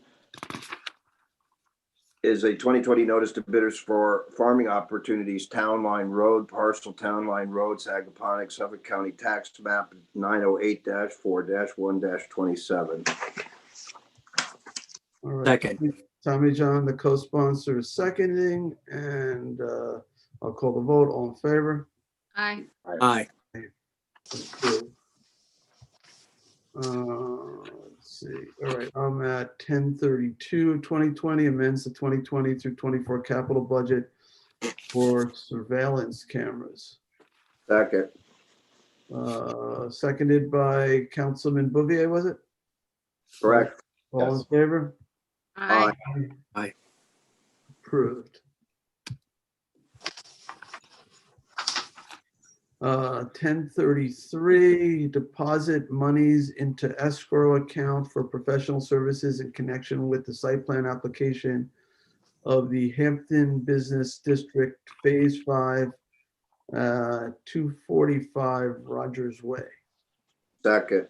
Seconded by Councilman Bouvier. All in favor? Aye. Aye. Approved. 1034, resolution of adoption amending Town Code Chapter 325 wetlands to authorize the extension of conditional wetlands approvals and wetland permits and waive any applicable extension fees due to COVID-19. Second. Seconded by Councilman Lofstad. We had the hearing a long time ago. No, it was today. It just feels like a long time ago. But Kelly already had a baby. Yes. This is the one where, yeah, they sort of got caught up in the pause period and we don't want to have to make them pay for an extension. Give them a little bit more time on their original permit to complete the work in the exact same fashion that we did with the building permits. This is for the landscaping, wetlands types of permits. So we had a motion, a second. All in favor? Aye. Aye. John, are you voting on this one? Yes. Okay, it's unanimous. Next 25 resolutions need roll calls. Okay, thank you, Sandy. All right, these are all bonding resolutions. So yeah, so we're gonna do roll call for each one. So the first one is 1035. It's a bond authorization of 50,000 for acquisition of a mule type utility vehicle. Sunday- Supervisor Schneiderman? Oh, I'm sorry. Oh, actually, I need a Sorry. motion. I need a motion. Getting ahead of myself. I need a second first, and then we'll do a roll call. Yes, sorry. All right, second by Councilwoman Lofstad. Okay, Sunday, roll call. Okay. Supervisor Schneiderman, Yes. Councilwoman Lofstad, Yes. Councilman Martell, Yes. Councilman Bouvier, Yes. Councilman Scavone. Yes. All right, that was approved. 1036 of 2020, it's bond authorization of 50,000 for heavy equipment emergency vehicle. I need a second. Second, Councilman Scavone. Sunday, roll call. Supervisor Schneiderman, Yes. Councilwoman Lofstad, Yes. Councilman Martell, Yes. Councilman Bouvier, Yes. Councilman Scavone. Yes. That was approved too. Board, just after I read it and I get the second, if you have questions, jump in there before the roll call. Just say something so we know, okay? So 1037 of 2020, bond authorization of 120,000 for purchase of radios and emergency response equipment for fire marshal's office and other departments. Second. Seconded by Councilman Scavone. Roll call. Supervisor Schneiderman, Yes. Councilwoman Lofstad, Yes. Councilman Martell, Yes. Councilman Bouvier, Yes. Councilman Scavone. Yes. I remind the board too that these bonding resolutions not only require the roll call, but they require a supermajority vote. So that's 4 out of 5 of the town board members. All right, 1038 of 2020 is a bond authorization of 150,000 for comprehensive plan action items. Second. Seconded by Councilman Bouvier. Roll call. Supervisor Schneiderman, Yes. Councilwoman Lofstad, Yes. Councilman Martell, Yes. Councilman Bouvier, Yes. Councilman Scavone. Yes. Approved. 1049 of 2020, bond authorization of 150,000 for boat engines for Bay Constable patrol boats. Second. Seconded by Councilwoman Lofstad. Supervisor Schneiderman, Yes. Councilman Lofstad, Yes. Councilman Martell, Yes. Councilman Bouvier, Yes. Councilman Scavone. Yes. Approved. 1040 of 2020, bond authorization of $270,000 for various information technology projects. Second. Second by Councilman Martell. Roll call? Supervisor Schneiderman, Yes. Councilwoman Lofstad, Yes. Councilman Martell, Yes. Councilman Bouvier, Yes. Councilman Scavone. Yes. Approved. 1041, 2020, bond resolution of $300,000 for professional planning and design services for various town-owned facilities, including the Jackson Avenue campus. Second. Seconded by Councilman Bouvier. Roll call? Supervisor Schneiderman, Yes. Councilwoman Lofstad, Yes. Councilman Martell, Yes. Councilman Bouvier, Yes. Councilman Scavone. Yes. Approved. 1042 of 2020, bond authorization of $42,000 for construction of waste management attendant booths. Second. Seconded by Councilman Bouvier. Roll call? Supervisor Schneiderman, Yes. Councilwoman Lofstad, Yes. Councilman Martell, Yes. Councilman Bouvier, Yes. Councilman Scavone. Yes. Approved. 1043 of 2020. Bond authorization of $55,000 for construction of a construction of a parking lot and reconstruction of the Bay Building. Second, and I just want to remind everybody, it's a building that has a bay in it, not anything to do with water. Well, kind of do with water because it's on the water district property, but it's a building. Right. This is at the Water District, and it's to make it so that it can house, I think, what is it? A hazmat vehicle. Yeah. This is the new hazmat vehicle that we purchased. Right, which was an expensive vehicle. It probably should not be outdoors. So, Yeah. all right. So there was a second by Councilman Lofstad. So we'll do a roll call, Sunday. Supervisor Schneiderman, Yes. Councilwoman Lofstad, Yes. Councilman Martell, Yes. Councilman Bouvier, Yes. Councilman Scavone. Yes. Approved. Resolution 1044 of 2020, it's bond authorization of $100,000 for townwide bridge reconstruction. Second. Seconded by Councilman Martell. Roll call, please. Supervisor Schneiderman, Yes. Councilwoman Lofstad, Yes. Councilman Martell, Yes. Councilman Bouvier, Yes. Councilman Scavone. Yes. Approved. 1045 of 2020, bond authorization of $100,000 for bulkheads. Second. Seconded by Councilwoman Lofstad. Sunday, roll call?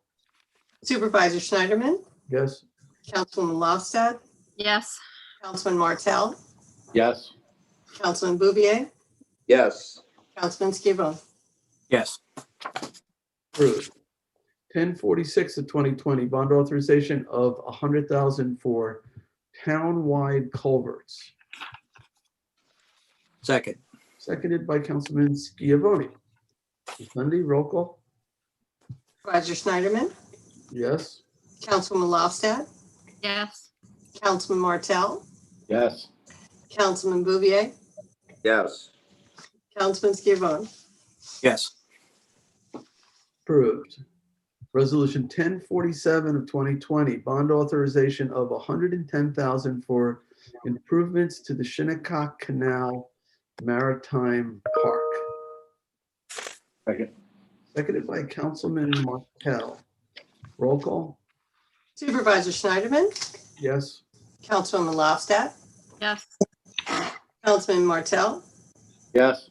Councilman Bouvier, Yes. Councilman Scavone. Yes. Approved. 1048 of 2020, bond authorization of $100,000 for sidewalks. Second, Seconded by Councilwoman Lofstad. Sunday, roll call? Supervisor Schneiderman, Yes. Councilwoman Lofstad, yes. Councilman Martell, Yes. Councilman Bouvier, Yes. Councilman Scavone. Yes. Approved. 1049 of 2020, bond authorization of $130,000 for waste management equipment. Second. Seconded by Councilman Bouvier. Roll call, please. Supervisor Schneiderman, Yes. Councilwoman Lofstad, Yes. Councilman Martell, Yes. Councilman Bouvier, Yes. Councilman Scavone. Yes. Approved. Resolution 1050 of 2020, bond authorization of $200,000 for reconstruction of various town docks. Second, Seconded by Councilwoman Lofstad. Roll call? Supervisor Schneiderman, Yes. Councilwoman Lofstad, yes. Councilman Martell, Yes. Councilman Bouvier, Yes. Councilman Scavone. Yes. Approved. 1051 of 2020, bond authorization of $200,000 for town-wide drainage. Second. Second. Seconded by Councilman Schiavone. Sunday, roll call? Supervisor Schneiderman, Yes. Councilwoman Lofstad, Yes. Councilman Martell, Yes. Councilman Bouvier, Yes. Councilman Scavone. Yes. Approved. 1052 of 2020, bond authorization of $300,000 for improvements to the town's yard waste facility. Second. Seconded by Councilman Bouvier. Roll call? Supervisor Schneiderman, Yes. Councilwoman Lofstad, Yes. Councilman Martell, Yes. Councilman Bouvier, Yes. Councilman Scavone. Yes.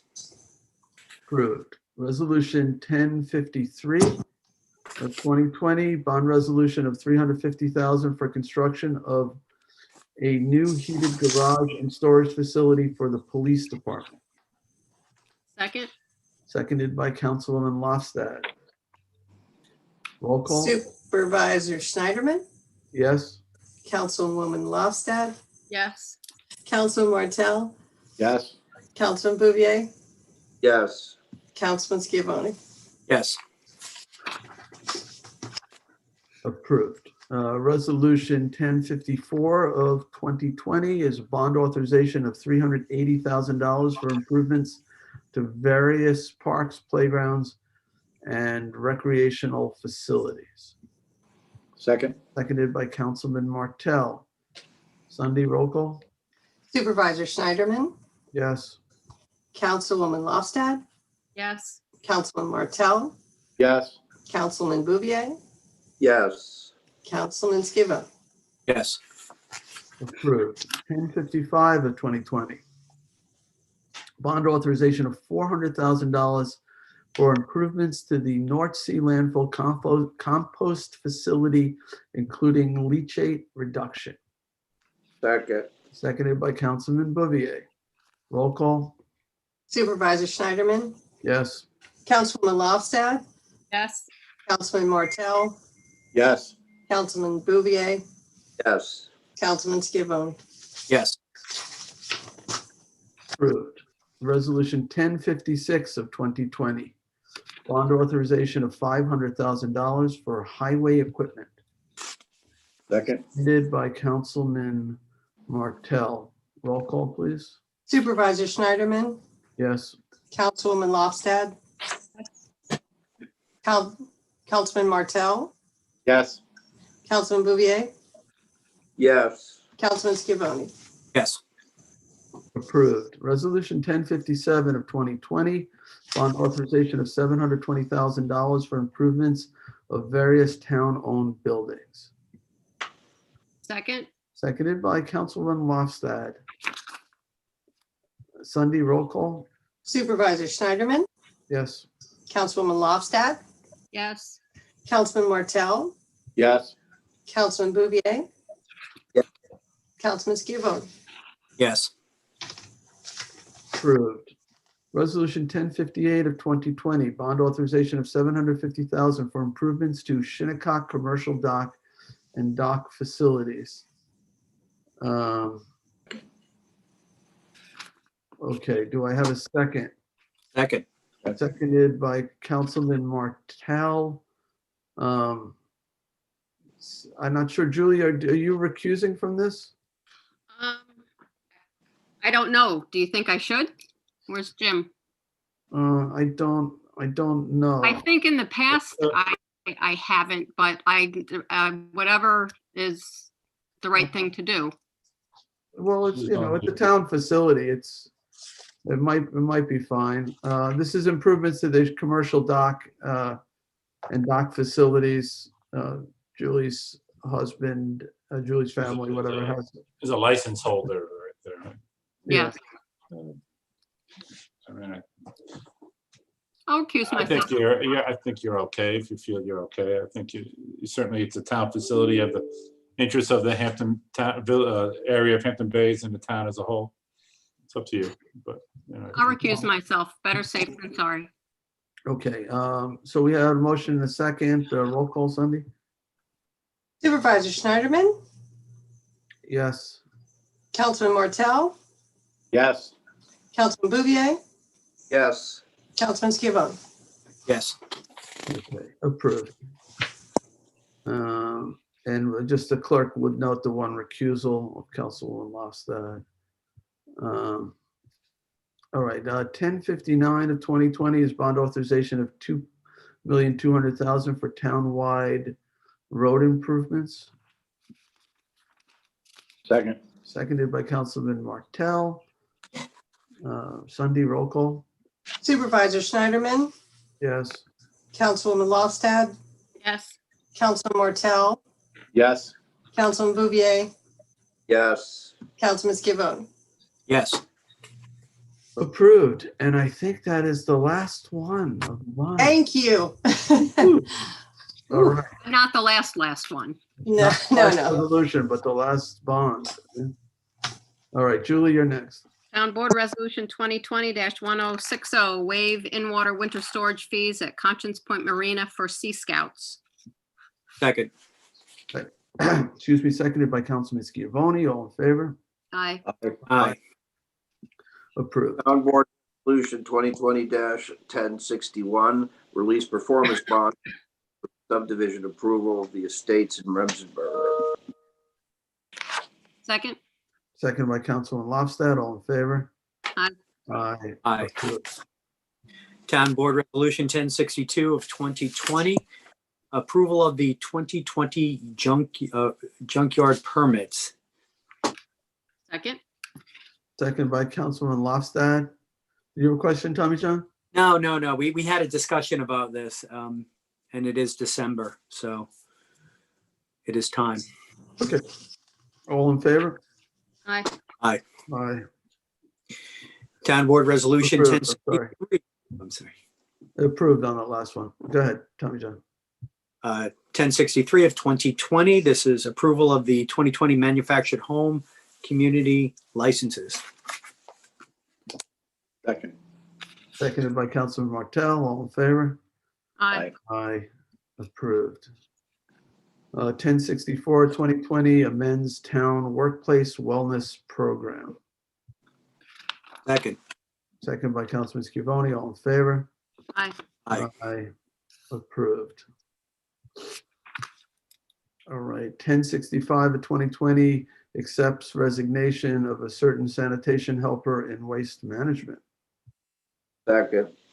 Seconded by Councilman Bouvier. All in favor? Aye. Aye. Approved. 1066 of 2020 appoints Brittany Benton to sanitation helper position in Municipal Works Waste Management Division. Second. Seconded by Councilman Bouvier. All in favor? Aye. Aye. Approved. Congratulations to Brittany. Brittany. Brittany. Sorry, Brittany. Yep. 1067 of 2020 appoints Jeremy Smith to sanitation helper position in Municipal Works Waste Management Division. Second. Seconded by Councilman Bouvier. All in favor? Aye. Aye. Approved. Congratulations, Jeremy. 1068 of 2020 appoints Paul Jones to senior cook position in senior services. Second. Seconded by Councilwoman Lofstad. All in favor? Aye. Aye. Aye. Approved, and congratulations to Paul. 1069 of 2020, authorize acquisition of lands of Devonshire Associates LLC, the state of Florence S. Kin, and Far Pond Investment LLC, Shinnecock Hills, and amends the CPF management and stewardship plan to include that property. Second. Seconded by Councilman Lofstad. We held the hearing a couple weeks ago, so this one I believe is eligible, right, Jim? Yes. November 24th. Yes. And this is 1.76 acres located on Middle Pond Road in Shinnecock Hills. And the purchase price is 2.7 million. This is the one I think was on the water. There were 4 lots all grouped together. We had at one point considered 2 other lots sort of separated by a house in the middle, if that refreshes people's memory. So, all right, I'll call the vote. All in favor? Aye. Aye. Approved. Resolution 1070 of 2020 authorizes acquisition of lands of Riser Trust in Noyak and amends this CPF management and stewardship plan to include that property. Let me get a second first. Second. Seconded by Councilman Schiavone. This is 2.01 acres on Brick Kiln Road in Noyak area. The cost is $775,000. There is a contribution from an anonymous, I believe, town resident, $12,500. That is also part of this acquisition. If you recall, I think these are the ones we had a first right of refusal on. And if that sparks any memory, and I think we've already maybe have acquired 1 or 2 in this area. Tommy John, you may remember. Sure. This is really close to the Mulva Hill Estate on Brook Hill Road.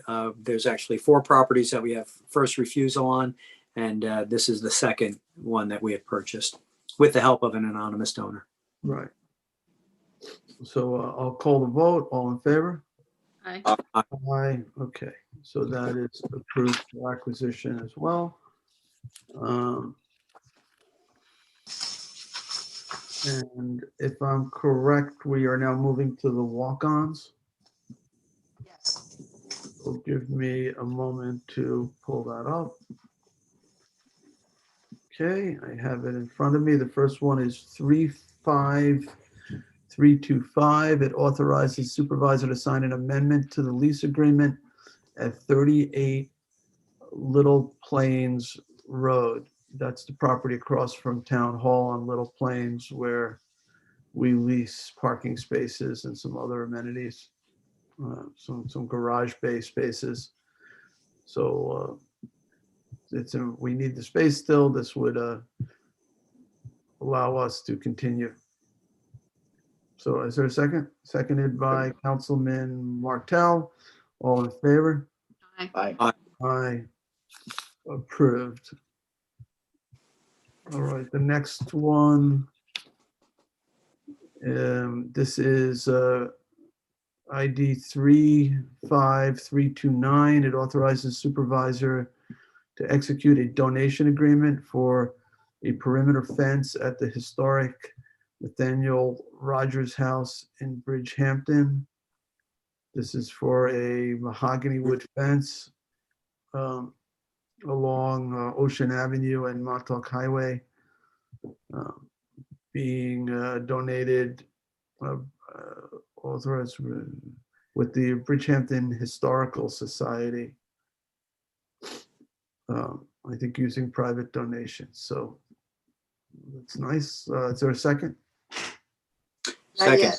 Seconded by Councilman Scavone. All in favor? Aye. Aye. Okay. Approved.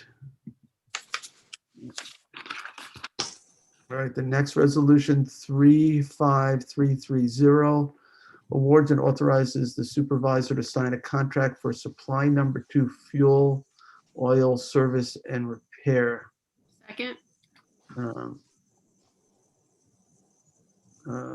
That's seconded by Councilwoman Lofstad. This is with Quag Sinclair Fuel was the bidder on this. All right, so all in favor? Aye. Aye. Aye. Approved. Reso ID 35352, authorize funds from the Historic Burying Ground account to repair landscape damage at Southampton Town's historic Old Southampton Burying Ground. Second. Seconded by Councilman Lofstad. This is not to exceed 5,400, and the services are being rendered by Coastal CPM to do those repairs. All right. I'll call the vote. All in favor? Aye. Aye. Approved. Yeah. All right, resolution 35353, co-sponsored with Councilman Bouvier, awards and authorizes the supervisor to sign a contract with NV5 for planning and engineering for the implementation of the Hampton Bays bicycle lane and multi-use trail in the town of Southampton. Second. Seconded by Councilman Bouvier. Yeah, we've got a significant grant that's associated with this project. It's exciting. It's going to, I guess, connect Good Ground Park all the way to Montauk Highway and then heading north. It goes all the way up to what, Red Creek Park? Oh, yeah. Yeah. Yeah, It's a combination of signage as well as clearing and creating a trail through the Good Ground property area. But then for the rest of the way, it's signage and restriping. right. It's a really nice project. All right, so we had a motion and a second. All in favor? Aye. I approve. The next one is 35356. It's the warrant number 23, capital number 23, CPF number 3, and payroll liability. Second. Seconded by Councilman Bouvier. All in favor? Aye. Aye. Aye. Approved. All right, the next resolution is 35359. It's a notice of public hearing to consider amending Town Code Chapter 11, beaches, parks, and waterways in connection with parking permit requirements at Foster Memorial Beach in Long Beach. So this would be to establish a permit for that beach. If you recall, we're sort of closing an odd loophole that if you live on the East Hampton town side of Sag Harbor Village, in the past, you've been able to pay whatever the town resident parking fee is, which has typically been $40 to use all of our beaches, and that would allow them to use Long Beach. But that also allows them to use all the beaches, which is something that our taxpayers pay for the maintenance of those beaches. So this would be a separate permit for that beach. It would still be $40 that they're entitled to. But if they wanted to use all the other beaches, they would have to buy the non-resident pass, and we would deduct the $40 from that.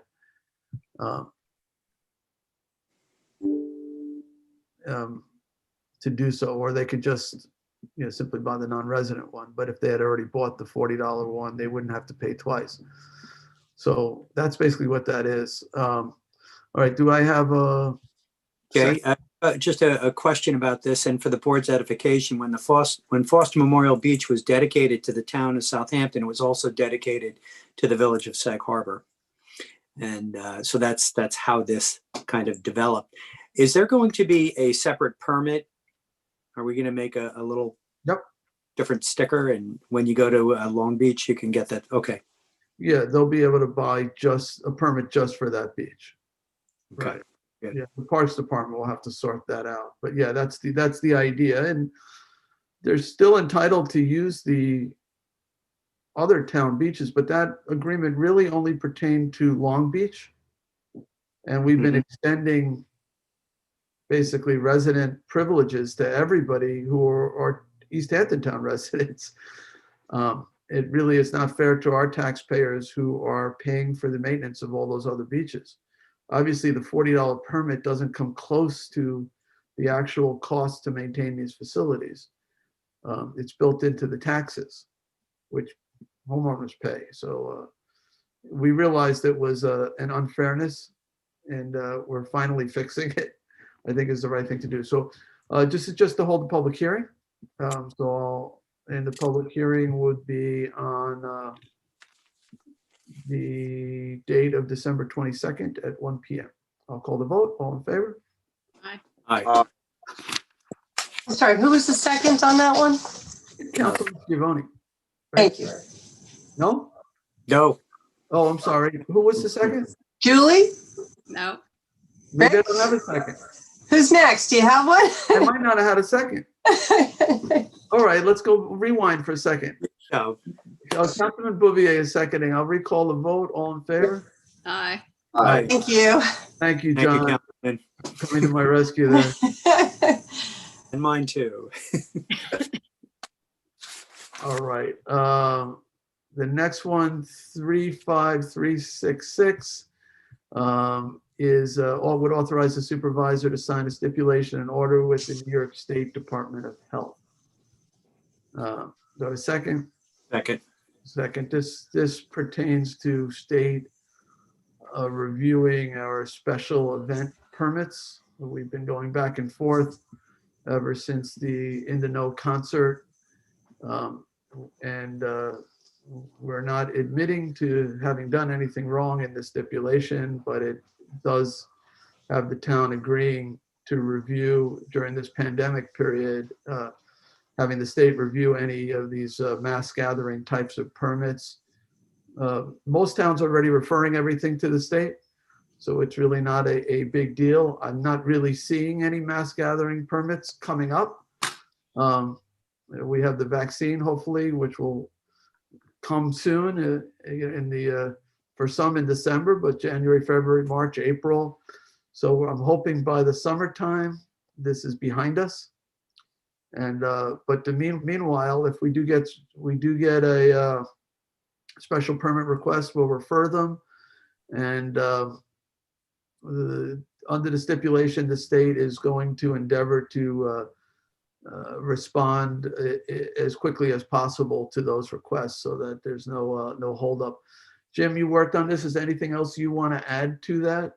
I think that's basically a good summary, Mr. Supervisor. We've been working very closely with the state for a number of months now, and we've worked out this language, which I think will be beneficial to both the state and the town. And we're looking forward to working with the State Department of Health on these reviews and the matters and approvals for these mass gathering permits. All right. Any questions? All right. I had a second, right? You did. Who was the second? Councilman Scavone. That was me. Okay, so I'll call the vote. All in favor? Aye. Aye. Approved. And boy, that's it. I think you've accomplished quite a bit today, Mr. Supervisor. My goodness. Well, we've been doing this since what, 1 o'clock? It's 4:30 now. So, yes. So I just again remind everybody, we are in the midst of a horrible pandemic. Please be safe. It's the reason why we are doing this online. If, you know, I would obviously prefer to do these in person, not just so I could see all of you in person, but also to give the public even greater access. But we're doing our best under the circumstances, but please be aware that the numbers have been increasing. It's the holiday season. They were expecting a spike and we are seeing it. So just please be ever mindful and ever vigilant in terms of wearing masks, social distancing, and refraining from social gatherings the best that you can. So you all know all the concerns and you know all the precautionary measures. I just repeat them for the sake of just reminding everyone, with the hope that maybe that one less person will contract the virus and have to face that frightening prospect. So with that, I'll make a motion to adjourn. Second. Second, I should say, is there any other business? No, just a request for everybody to shop locally in the holiday season. Great suggestion. But wear a mask. Oh, absolutely. Yeah, exactly. Any other business or announcements? All right, a motion to adjourn. Same second. Seconded by Councilman Bouvier. All in favor? Aye. Aye. All right, be safe, everyone. We are adjourned. Good night. Good night.